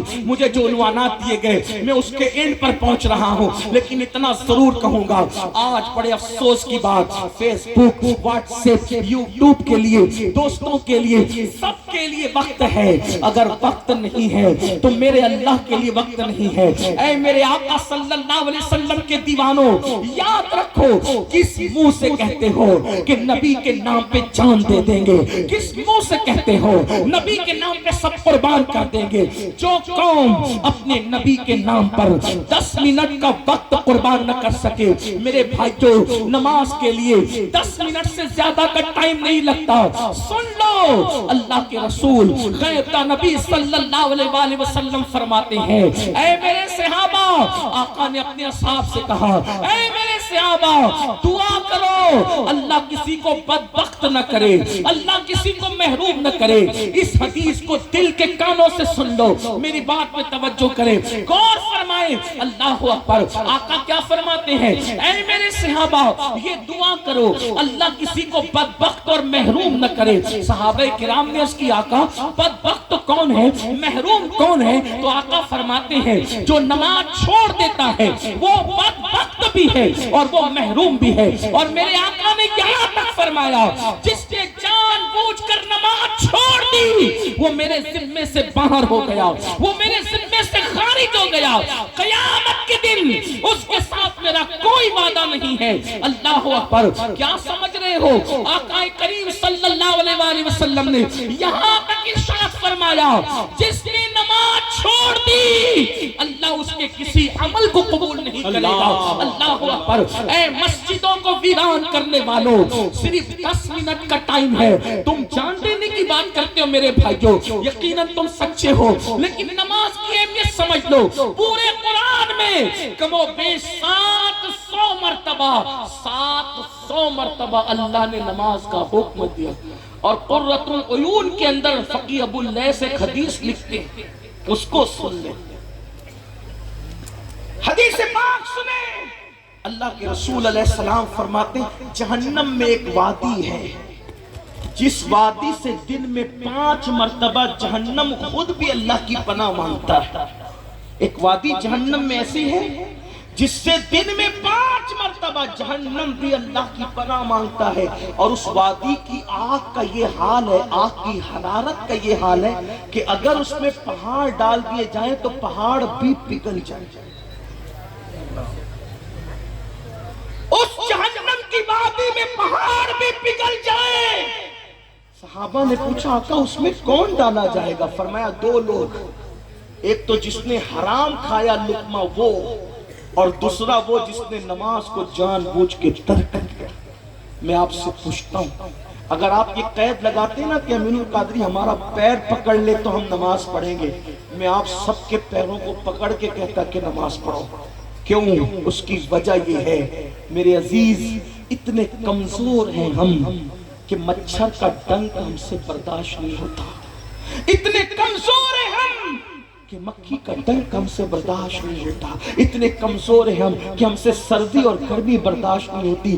جس جہنم کے اندر پہاڑ پگھلیں گے، اس جہنم کی آگ کو یہ کمزور جسم کیسے برداشت کرے گا، کیسے گوارا کرے گا؟ سوچو، کھیت کا بچھو ڈنک مار لے تو ہم اس کو برداشت نہیں کر پاتے، جب جہنم کا بچھو، جس کے بارے میں اللہ کے رسول فرماتے ہیں جہنم میں ایک وادی ہے جس کا نام جب الحزن ہے، جب الحزن، اور آقا فرماتے ہیں جب الحزن کے اندر کھچر کی طرح موٹے موٹے کالے بچھو ہے، اور ایک بچھو ایسا ہے جس کے منہ کے اندر 70 ڈنک ہے، ہر ڈنک میں ایک زہر کی تھیلی ہے، جب وہ کسی کو ڈنک مارے گا تو 1000 سال تک کے زہر اس کے جسم کے اندر گھومتا رہے گا، اس کا جسم کا گوشت جھڑ جائے گا، اس کی ہڈیاں ٹوٹ جائے گی۔ یہ اللہ کے سچے رسول نے فرمایا۔ جس نبی کے کہنے پر اللہ کو ایک مانا، جس کے کہنے پہ قرآن کو اللہ کی کتاب مانی، جس کے کہنے پر اسلام کو اللہ کا دین مانا، وہ نبی فرما رہے ہیں جب الحزن میں ایک بچھو ایسا ہے جو اللہ اکبر، اس کے منہ میں 70 ڈنک ہیں، ہر ڈنک کے اندر ایک ایک زہر کی تھیلی ہے، وہ ڈنک مارے گا 1000 سال تک کے زہر گھومے گا، گوشت جھڑے گا، ہڈیاں ٹوٹ جائے گی۔ صحابہ نے پوچھا آقا وہ کون سا کم نصیب ہوگا جس کو جب الحزن کا بچھو ڈنک مارے گا؟ آقا فرماتے میرے صحابہ جس نے جان بوجھ کر نماز چھوڑی ہوگی وہ بچھو اس کو ڈنک مارے گا۔ میرے بھائیوں بتاؤ وہ طاقت کہاں سے لاؤ گے، وہ قوت کہاں سے لاؤ گے؟ جو قوم مکھی اور مچھر کا ڈنک برداشت نہ کر سکے، وہ قوم وہ بچھوؤں کا ڈنک کہاں سے برداشت کرے گی؟ آپ کے خوبصورت بھولے بھولے چہرے دیکھ کر دل میں خیال آتا ہے ہاں ان چہروں کا کیا بنے گا جب ان چہروں پر جہنم کی آگ بھڑکائی جائے گی۔ دیکھو حضور نے فرما دیا سچ ہے، آقا نے فرما دیا سچ ہے، حضور کے فرمان میں شک کرنے والا مسلمان سچا نہیں ہو سکتا۔ اس لیے یاد رکھو آج توبہ کرو، بدلو، تبدیل کرو۔ تو عرض کیا کر رہا تھا؟ عبد الملک بن مروان کے دربار میں وہ کفن چور کہتا ہے قبلے سے چہرہ پھرا تھا اور آگ بھڑک رہی تھی قبر میں، تو میں نے پوچھا کون ہے؟ تو کہا کہ بے نمازی تھا۔ پھر میں دوسری قبر کی طرف بڑھا اور میں نے دوسری قبر کھولی، تو جیسے ہی میں نے دوسری قبر کھولی بھیا اس کو تھوڑا سا ہٹا دو اور میری توجہ آپ، میری بات آپ توجہ سے سنو، ہٹا دو بھیا اس کو، اللہ آپ پہ رحم کرے، جو بھی کر رہے ہیں سمیٹ لیں، درود شریف بند کر دیں، درود شریف پڑھنے آپ، درود شریف پڑھنے سب مل کے بابا سے بلند پڑھے درود شریف۔ اللهم صل على سيدنا ومولانا محمد معدن الجود والكرم وآله وصحبه وبارك وسلم صلاة وسلام عليك يا جد الحسن والحسين۔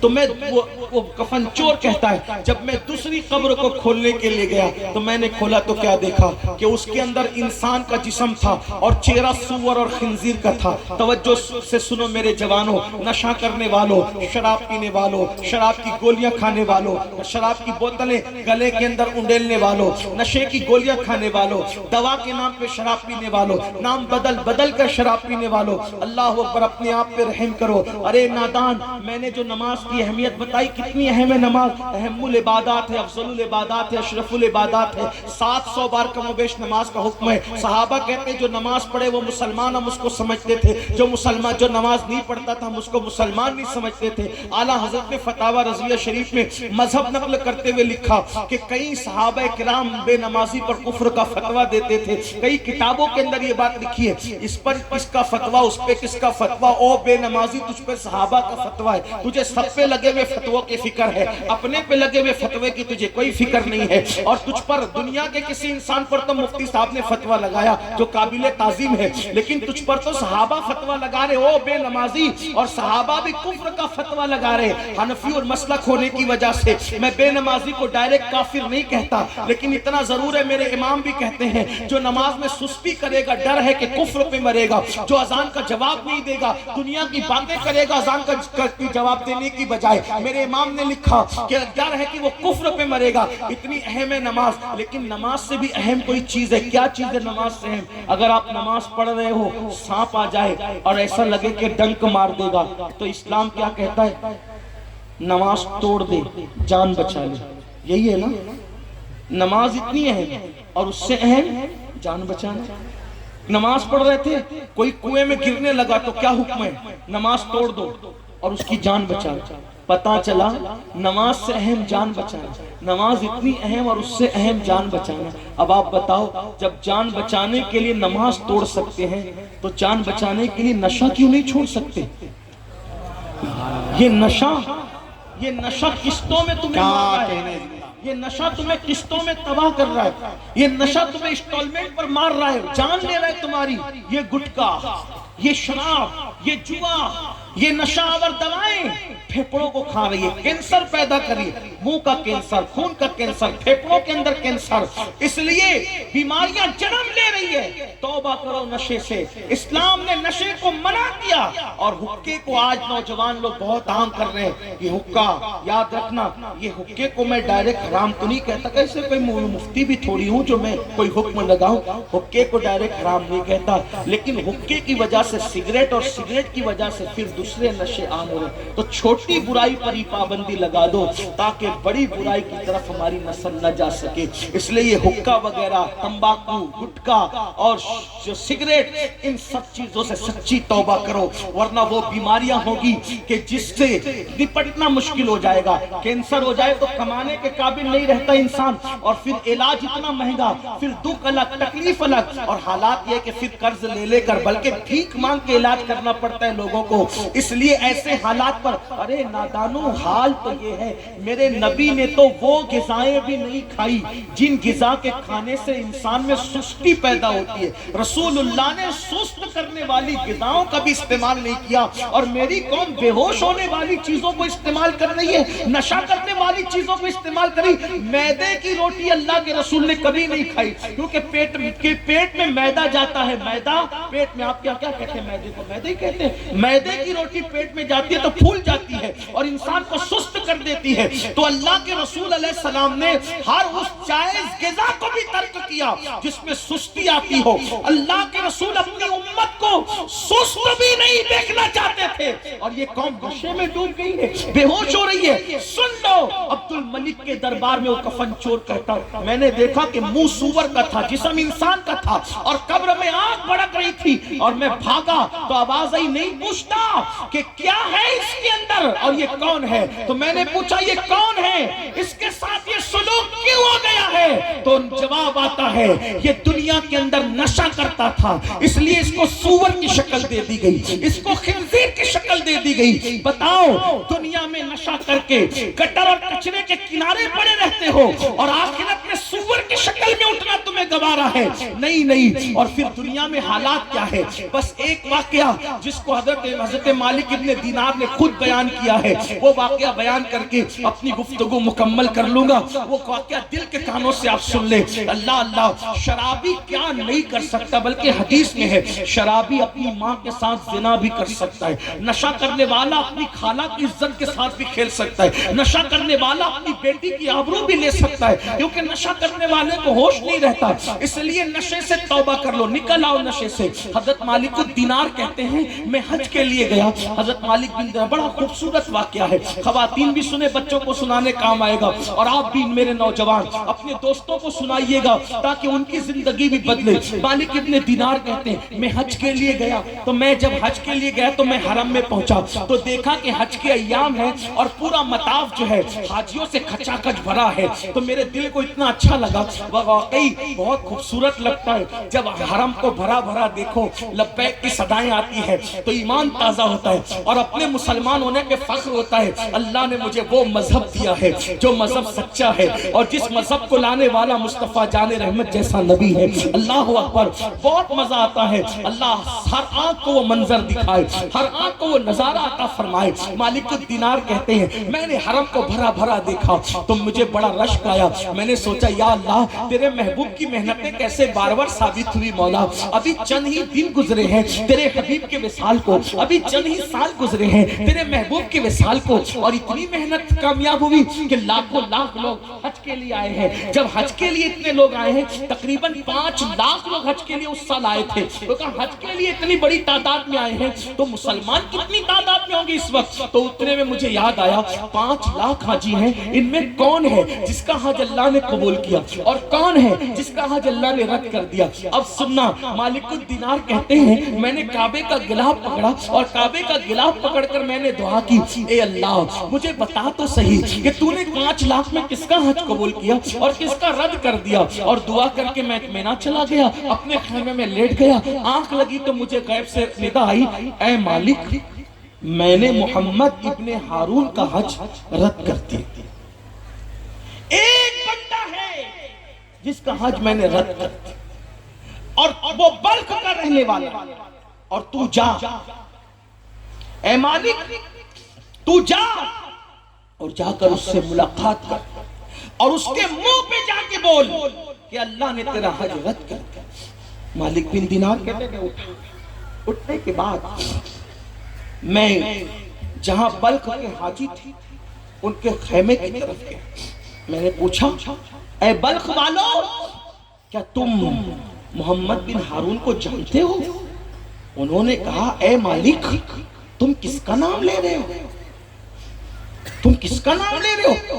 یہ محمد بن ہارون کی معمولی ہستی نہیں، ہم اس کو جانتے ہیں، وہ اتنا متقی ہے کہ ہر دن روزہ رکھتا ہے، ہر رات عبادت میں گزارتا ہے اور مٹھی بھر چنے سے افطار کرتا ہے، مٹھی بھر چنے سے افطار کرتا ہے، اور 40 سال سے ہر سال وہ حج کے لیے پیدل آتا ہے۔ کس ہستی کا نام لے رہے ہو؟ وہ خیمے میں نہیں رکتا، اس کا تقوی یہ ہے کھلے آسمان کے نیچے رکتا ہے، سردی ہو یا گرمی وہ عرفات اور منی میں ہمیشہ کھلے آسمان کے نیچے رکتا ہے، اتنا متقی ہے۔ اب سننا، حضرت مالک بن دینار نے سوچا یا اللہ یہ ماجرا کیا ہے؟ آپ کی طرف سے کہا جاتا ہے، آپ کی طرف سے حکم ہوتا ہے کہ میرے مولا کہ اس کا حج رد کر دیا، اور یہ لوگ کہتے ہیں کہ اتنا متقی ہے۔ یاد رکھنا، مخلوق اگر تعریف کرے تو اس پر گھمنڈ نہیں کرنا، اس لیے کہ مخلوق ظاہر دیکھتی ہے اور یار باطن دیکھتی ہے۔ ان اللہ لا ينظر الى صوركم والى اموالكم ولكن ينظر الى قلوبكم۔ اللہ نہ تمہارے چہرے دیکھتا ہے نہ تمہارے مال دیکھتا ہے، اللہ تو تمہارے دلوں کو دیکھتا ہے۔ تو یاد رکھنا، لوگوں کی تعریف پہ گھمنڈ نہیں کرنا، لوگوں کی تعریف پہ نہیں اترانا۔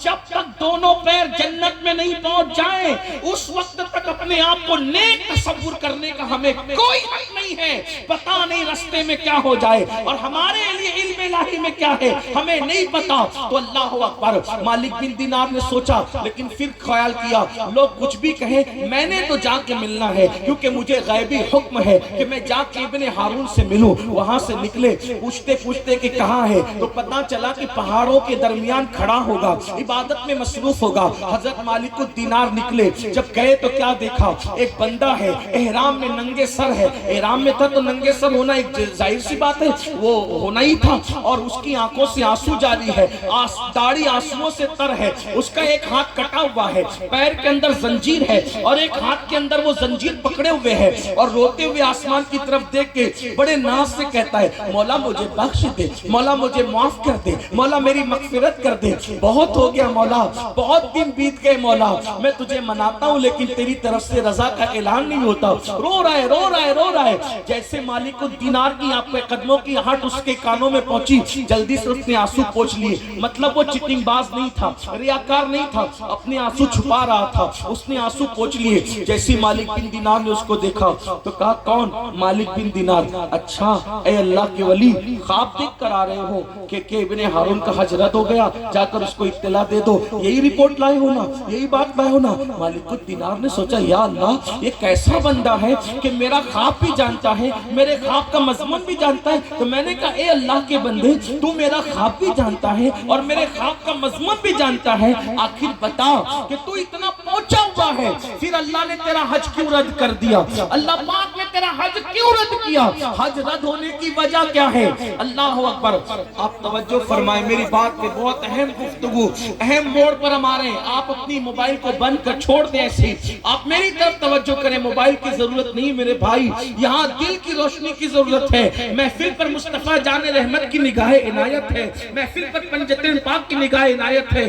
آپ تھوڑی توجہ کر لیں، بس چند جملے کے بعد بات مکمل ہے۔ اللہ اکبر۔ حضرت مالک بن دینار نے فرمایا اے ابن ہارون، تو اتنا پہنچا ہوا انسان ہے، تو میرا خواب بھی جانتا ہے، خواب کا مضمون بھی جانتا ہے۔ مالک الدینار کو اس نے کہا اے مالک، میں کوئی پہنچا ہوا نہیں ہوں، نہ ہی یہ میرا کشف ہے، نہ ہی یہ میری کرامت ہے، بلکہ یہ 40 سال کا تجربہ ہے۔ 40 سال سے ہر سال میں حج کے لیے آتا ہوں، 40 سال سے ہر سال میں حج کے لیے آتا ہوں، لیکن ہر سال کسی نہ کسی ولی کو خواب میں دکھایا جاتا ہے کہ جاؤ اور جا کر ابن ہارون کو بتا دو کہ ہم نے اس کا حج رد کر دیا۔ بس اسی تجربے کی بنیاد پر، اسی تجربے کی وجہ سے میں کہہ رہا ہوں کہ تم خواب دیکھ کر آئے ہو نا۔ تو حضرت مالک بن دینار تھے، وہ مالک الدینار نے کہا اے ابن ہارون، میرا اللہ ظلم سے پاک ہے، میرا اللہ زیادتی سے پاک ہے، میرا اللہ اپنے بندوں سے بہت محبت کرتا ہے، وہ یوں کسی کی عبادت رد نہیں کرتا، وہ یوں کسی کی عبادت کو رد نہیں کرتا، وہ یوں کسی کا اجر ضائع نہیں کرتا۔ ابن ہارون تو نے آخر ایسا کیا کیا؟ ابن ہارون آخر تو نے ایسا کیا کیا جس کی وجہ سے اللہ اتنا ناراض ہے کہ اللہ تیری عبادتوں کو رد کر رہا ہے اور تجھ سے ناراض ہے؟ اب دل کے کانوں سے سننا، ہو سکتا ہے نشہ کرنے والوں تم بھی اللہ نہ کرے اس بلا سے گزرو۔ اللہ اکبر۔ ابن ہارون کہتا ہے اے مالک الدینار، اگر آپ جیسا ولی یہ سوال نہ کرتا تو میں کبھی بھی یہ راز سے پردہ نہ اٹھاتا۔ یہ بات کسی کو نہیں پتا ہے، یہ بات صرف میں جانتا ہوں اور میری بیوی جانتی ہے، اور تیسرا کسی کو نہیں معلوم ہے۔ لوگ مجھے بہت نیک سمجھتے ہیں، بہت متقی سمجھتے ہیں، بہت پرہیزگار سمجھتے ہیں۔ ابن ہارون کہتا ہے اے مالک، جو جانتے ہیں وہ جانتے ہیں کہ میں بلک کا رہنے والا بڑا مالدار تاجر تھا، اللہ نے مجھے بہت دولت دی تھی، اللہ نے مجھے بہت مال دیا تھا، اللہ نے مجھے بہت نوازا تھا، بہت دیا تھا میرے رب نے مجھے، لیکن جب میں مالدار ہوا اور میرے پاس دولت کی ریل پیل تھی تو کچھ غلط لوگوں کی صحبت میں پڑ گیا، کچھ غلط لوگوں کے ساتھ ہو گیا، اور وہ غلط لوگوں کی صحبت میں پڑنے کی وجہ سے ہوا یہ کہ انہوں نے مجھے شراب کا عادی بنا دیا، انہوں نے مجھے نشے کا عادی بنا دیا، پھر میں نشہ کرنے لگا، اور جب میں نشہ کرنے لگا تو پھر حالت یہ ہوئی کہ میں نشے کا عادی ہو گیا، لیکن میں اپنی ماں سے چھپ چھپ کر کے نشہ کرتا، صرف میری بیوی کو معلوم تھا، لیکن میری بیوی اتنی وفادار تھی، اتنی فرما بردار تھی، اس نے کبھی میری ماں کو خبر بھی نہیں ہونے دی۔ ایک دن ایسا ہوا کہ شعبان کی آخری تاریخ تھی، میں دوستوں کے ساتھ نشہ کرنے گیا، اور نشہ کرتے کرتے اتنی دیر ہو گئی کہ اللہ اکبر، صبح سے شام ہو گئی، اور اس دن اتنا نشہ کر لیا تھا کہ ہوش نہیں تھا۔ اللہ اللہ ڈولتے ڈولتے آیا، شعبان کی آخری تاریخ ختم ہوئی، شام کا وقت آ گیا۔ اللہ اکبر۔ بلخ کی وادیوں کے اندر سورج نے جیسے ہی شعبان کے آخری تاریخ کے سورج نے جیسے ہی بلخ کی وادیوں میں اپنا چہرہ چھپایا، افق پر رمضان المبارک کا چاند طلوع ہوا، اور جیسے ہی چاند شروع ہوا، طلوع ہوا، رمضان المبارک کا مہینہ شروع ہوا اور میں شام کے وقت گھر لوٹا. جب میں شام کے وقت گھر آیا تو میرا سامنا میری ماں سے ہو گیا. میں نشے کی حالت میں تھا. اے مالک بن دینار، میں نشے کی حالت میں تھا اور میری ماں سے میرا سامنا ہوا. پہلی مرتبہ میری ماں نے مجھے نشے کی حالت میں دیکھا، میری امی نے نشے کی حالت میں دیکھا. میں ڈول رہا تھا، مجھے ہوش نہیں تھا. میری ماں نے مجھ سے کہا بدبخت، کم بخت، رمضان شریف کا چاند طلوع ہو گیا ہے، لوگ تراویح کی تیاری کر رہے ہیں اور تو نشے میں دھت ہے. میں اپنی ماں کا بڑا وفادار، بڑا فرما بردار تھا. میری ماں مجھ پہ ناز کرتی تھی، میری ماں میری وفا پہ ناز کرتی تھی. نشے کی حالت میں ماں نے دیکھ کر مجھے ایک تماچا مارا. میری ماں نے مجھے ایک تماچا مارا لیکن میں نشے میں تھا. میں شیطان کے ہاتھ کی کٹ پتلی بن گیا، میں شیطان کے ہاتھ کا آلہ بن گیا. میری ماں نے مجھے صرف ایک تماچا مارا کیونکہ میں ماں کا وفادار اور فرما بردار تھا. لیکن نشے میں ہونے کی وجہ سے مجھے اتنا غصہ آیا کہ نشے کی حالت میں نے پلٹ کر اپنی ماں کو تماچا مارا. اور ایک تماچا نہیں بلکہ تماچے پر تماچا مارتا رہا اور ماں کو مارتے مارتے میں نے اٹھایا اور تندور جل رہا تھا. جلتی ہوئی آگ میں نے اپنی پوری ماں کو اٹھا کر کے پھینک دیا. اللہ اکبر. پھر اس کے بعد کیا ہوا مجھے کچھ نہیں پتا تھا. ویسے تو یہ واقعی کی مجھے کوئی خبر نہیں تھی، یہ واقعہ مجھے میری بیوی نے بتایا. پھر اس کے بعد کیا ہوا مجھے نہیں معلوم. جب صبح ہوئی، صبح کے وقت نشہ ختم ہوا، نشہ کافور ہوا. میں نے اپنی بیوی کو آواز دی. جب بیوی کو آواز دی اس نے تلخ لہجے میں جواب دیا. میں نے پوچھا او فرما بردار بیوی، آج تلخ لہجے میں تو کیوں جواب دے رہی ہے؟ تو کہا بدبخت، میں تو رات کے گزرنے کا اور تیرے نشے کے اترنے کا انتظار کر رہی تھی. اگر تیرا نشہ نہ ہوتا اور رات نہ ہوتی تو میں تجھے رات ہی چھوڑ کر کے چلی جاتی. بدبخت، جب تو اپنی ماں کا نہ ہوا تو تو میرا کیا ہو سکتا ہے؟ میں جلدی سے سٹ پٹا کر بستر پہ اٹھ کے بیٹھ گیا. میں نے پوچھا ماں کا کیا ہوا؟ تو کہا میں تو ماں کا وفادار ہوں، ماں کا کیا ہوا؟ تو میری بیوی نے کہا دیکھ تیری ماں کا کیا حال ہے. جب میں نے اپنی ماں کو دیکھا تو میری ماں جلی ہوئی روٹی کی طرح مردہ پڑی تھی، جلے ہوئے کوئلے کی طرح مردہ پڑی تھی. میں نے پوچھا بیوی سے امی کیسے مر گئی؟ امی کا کیا ہو گیا؟ امی کو کس نے یہ حال میں کیا؟ میری بیوی نے پورا واقعہ بتایا. ظالم، تو نشے میں آیا تھا، ماں نے تماچا مارا اور تو نے اپنی ماں کو مارتے مارتے تو نے تندور میں پھینک کر کے جلا دیا. اللہ اکبر. اتنا سننا تھا مگر اب پچھتانے سے کیا ہوتا. کہنے والے نے کہا ہے پچھتاوے سے کیا ہوت جب چڑیا چگ گئی کھیت. پچھتاوے سے کیا ہوت جب چڑیا چگ گئی کھیت. اب اس سے وہ غلطی ہو چکی تھی کہ جس کا مداوع نہیں ہو سکتا تھا. اللہ اکبر. جس کا کفارہ نہیں ہو سکتا تھا. میں اپنے جوانوں سے کہتا ہوں بات آگے بڑھانے سے پہلے اللہ نہ کرے کہ تم میں کوئی ماں باپ کا قاتل بنے. اللہ نہ کرے کوئی تم میں اپنے ماں باپ کا قاتل بنے. ارے نادان، ماں باپ سے اونچی آواز سے بات کرنے والا مرتے وقت کلمہ نہیں پڑھ پاتا، مرتے وقت اس کی زبان میں کلمہ نہیں آتا. جو ماں باپ کا قاتل ہو، آپ کہیں گے ہم کیسے قاتل ہوں گے؟ میں کہتا ہوں ابن ہارون نے تو اپنی ماں کو تندور کی آگ میں جلا کے مارا. لیکن تم اگر نشہ کرو گے، تم اگر غلط کام کرو گے تو تم اپنے ماں باپ کو صدمے کی آگ میں جلا جلا کے مار ڈالو گے. اور یاد رکھنا تندور کی آگ اتنی سخت نہیں ہوتی جتنی صدمے کی آگ سخت ہوتی ہے، جتنی ٹینشن کی آگ سخت ہوتی ہے. تندور کی آگ میں چند منٹ میں مر کر اس کی ماں راحت پا گئی، لیکن صدمے کی آگ میں تمہارے ماں باپ ہمیشہ جل رہے ہیں، تمہارے ماں باپ ہمیشہ ٹینشن کی آگ میں جل رہے ہیں. وہ روز جیتے ہیں، روز مرتے ہیں. اپنے ماں باپ کے قاتل نہ بنو. شراب کے کڑوے گھونٹ سے توبہ کرو، شراب کے کڑوے گھونٹ سے توبہ کرو، نشے کی کڑوی دوائیوں سے توبہ کرو. ارے نادانو، اللہ اکبر. انسان چھوڑنا چاہے تو کیا نہیں چھوڑ سکتا.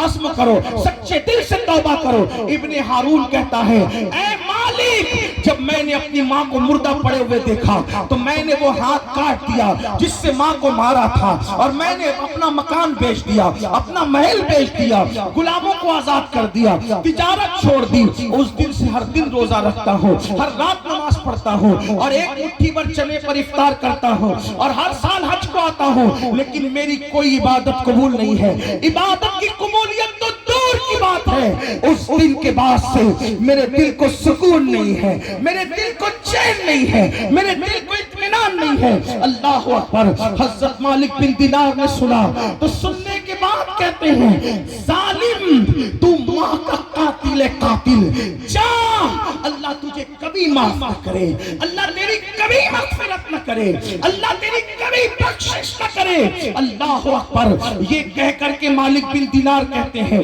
میں پلٹ کر کے نکلا، لیکن جب میں پلٹ کے نکلا تو پیچھے پیچھے اس کی آواز آ رہی تھی، اے غموں کو کھولنے والے خدا، اے غموں کو کھولنے والے خدا، تو مجھے بخش دے، تو مجھے معاف کر دے۔ مالک الدینار کہتے ہیں، وہ خود بیان کرتے ہیں، میں واپس پلٹ آیا، بہت دکھ تھا، بہت تکلیف تھی، ایسے ایسے لوگ ہیں ماں کے قاتل، ماں پہ ظلم کرنے والے، نشے کی وجہ سے ماں پہ ظلم کرنے والے۔ میں لیٹا تو میری آنکھ لگ گئی، میں سویا، جب میری آنکھ لگی تو میں نے کیا دیکھا، اللہ کے رسول میرے خواب میں تشریف لائے، اور اللہ کے رسول نے فرمایا، اے مالک تو نے ابن ہارون کو کیوں دکھی کیا، اے مالک تو نے ابن ہارون کو کیوں دکھی کیا؟ تو مالک الدینار نے کہا، یا رسول اللہ، کتنا بڑا پاپی ہے، ماں کا کتنا بڑا قاتل ہے، کتنا بڑا بدبخت ہے، اس نے ماں کو قتل کیا، پہلے تو نشہ کیا اور ماں کو قتل کیا، کتنا بڑا مجرم ہے۔ تو میرے آقا نے فرمایا، یقیناً وہ بڑا مجرم ہے اور اس پر بہت عذاب ہونے والا ہے، لیکن اے مالک الدینار،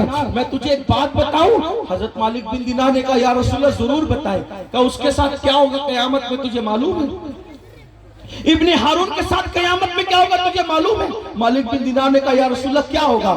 فرمایا، قیامت میں اللہ کی عدالت میں وہ اور اس کی ماں کھڑے ہوں گے، تو اللہ فرمائے گا کہ تو نے شراب پیا، تو نے ماں کو قتل کیا، اس لیے عدل یہ ہے، انصاف یہ ہے کہ تو جہنم میں جائے۔ تو ابن ہارون کو جہنم میں داخل کیا جائے گا، اور اس کی ماں کو، چونکہ وہ شہید ہو گئی تھی، بے گناہ قتل ہوئی تھی، اس کو جنت میں ڈالا جائے گا۔ 3 دن گزریں گے، 3 دن گزرے، کتنے؟ 3 دن۔ اور ایک مالک بن دینار کے بارے میں ابن الجوزی لکھتے 7 دن گزریں گے جنت میں۔ اس کی ماں کو، ابن ہارون کی ماں کو جنت میں یاد آئے گی اپنے بیٹے کی۔ دیکھو ماں تو ماں ہوتی، اور ماں کیا چیز ہے، اللہ اللہ۔ قاتل شرابی بیٹے کی یاد ماں کو کہاں آ رہی ہے؟ جنت میں۔ آقا فرماتے، اے مالک، وہ جنت میں اس کو اس کی امی یاد کرے گی، تو وہ اب فرشتوں سے پوچھے گی، اے فرشتوں، ابن ہارون میرا بیٹا نہیں دکھ رہا ہے، وہ کہاں ہے؟ تو فرشتے کہیں گے، اس نے تجھے قتل کیا شراب کے، اس لیے وہ جہنم میں جل رہا ہے، جہنم کی آگ میں وہ جل رہا ہے۔ جہنم کا ایک دن 50,000 سال کے برابر ہے، وہ جہنم میں جل رہا ہے۔ تو وہ فرشتوں سے کہے گی، فرشتوں، اس نے مجھے قتل کیا ہے نا، تو کیا وہ جنت میں نہیں آ سکتا؟ فرشتے اللہ سے کہیں گے، مولا یہ ابن ہارون کی امی کیا کہہ رہی ہے؟ اللہ فرمائے گا، کیا کہہ رہی ہے؟ کہ یہ کہتی ہے کہ اللہ میرا بیٹا جنت میں نہیں آ سکتا۔ اللہ پاک فرمائے گا، بالکل آ سکتا ہے، وہ تیرا مجرم ہے، اگر تو معاف کر دے تو وہ جنت میں آ جائے گا، اگر تو معاف کر دے وہ جنت میں آ جائے گا۔ اللہ اکبر۔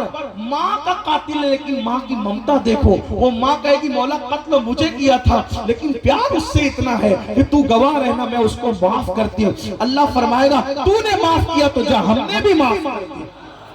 آپ مجھے بتاؤ مسلمانوں، جب ماں کی ممتا کا یہ عالم ہے تو رسول اعظم کا امت سے پیار کا عالم کیا ہوگا؟ اور جب حضور کی محبتوں کا یہ عالم ہے تو اللہ اپنے بندوں سے کتنا پیار کرتا ہوگا۔ لوگ 70 ماہوں کی بات کرتے ہیں، میں کہتا ہوں کروڑوں ماہوں سے زیادہ اللہ اپنے بندوں سے پیار کرتا ہے۔ جیسے اس کے علم کی کوئی حد نہیں ہے، اس کی کسی صفت کی حد نہیں ہے، تو وہ اپنے بندوں سے محبت کرتا ہے۔ صفت کی بھی کوئی حد ہو سکتی ہے، مگر بندہ کتنا گندا ہے۔ اللہ تو معاف کرنے کے لیے تیار ہے، مگر بندہ اللہ کے قریب آنے کے لیے تیار نہیں۔ اے اس پروگرام میں آنے والوں، آؤ سچے دل سے توبہ کرو، بدلو زندگی کو اور یہاں سے بدل کر کے جاؤ. عزم کرو, علم کو عام کریں گے, اخلاق کو عام کریں گے, نیک بنیں گے, نمازی بنیں گے. جوا شراب کسی بھی فعل بد میں مبتلا ہے تو سچے دل سے توبہ کر کے یہاں سے بدل کر کے جائیں گے. اللہ پاک کی بارگاہ میں دعا ہے, میرا اللہ ہم سب کو عمل کی توفیق عطا فرمائے. گفتگو کے درمیان اگر کوئی غلطی ہو تو اللہ پاک معاف فرمائے, مجھے بھی معاف کرے, آپ کو بھی. لیکن ابھی آپ کو جانا نہیں ہے کیونکہ میرا وقت ختم ہوا ہے لیکن جلسے کا وقت ختم نہیں ہوا. ابھی ہمارے قاری غوث محمد صاحب باقی نعت شریف پڑھنے کے, اور ان کے بعد حضور امیر سنی دعوت اسلامی کا بہترین خطاب آپ کو سننا ہے. چونکہ وقت سے میں نے بہت زیادہ تقریر کر لی, جو ٹائم میرے پاس تھا میں اب اسی پہ اپنی گفتگو ختم کرتا ہوں. ٹائم زیادہ لینے کے لیے منتظمین سے معذرت بھی چاہتا ہوں. السلام علیکم ورحمۃ اللہ وبرکاتہ.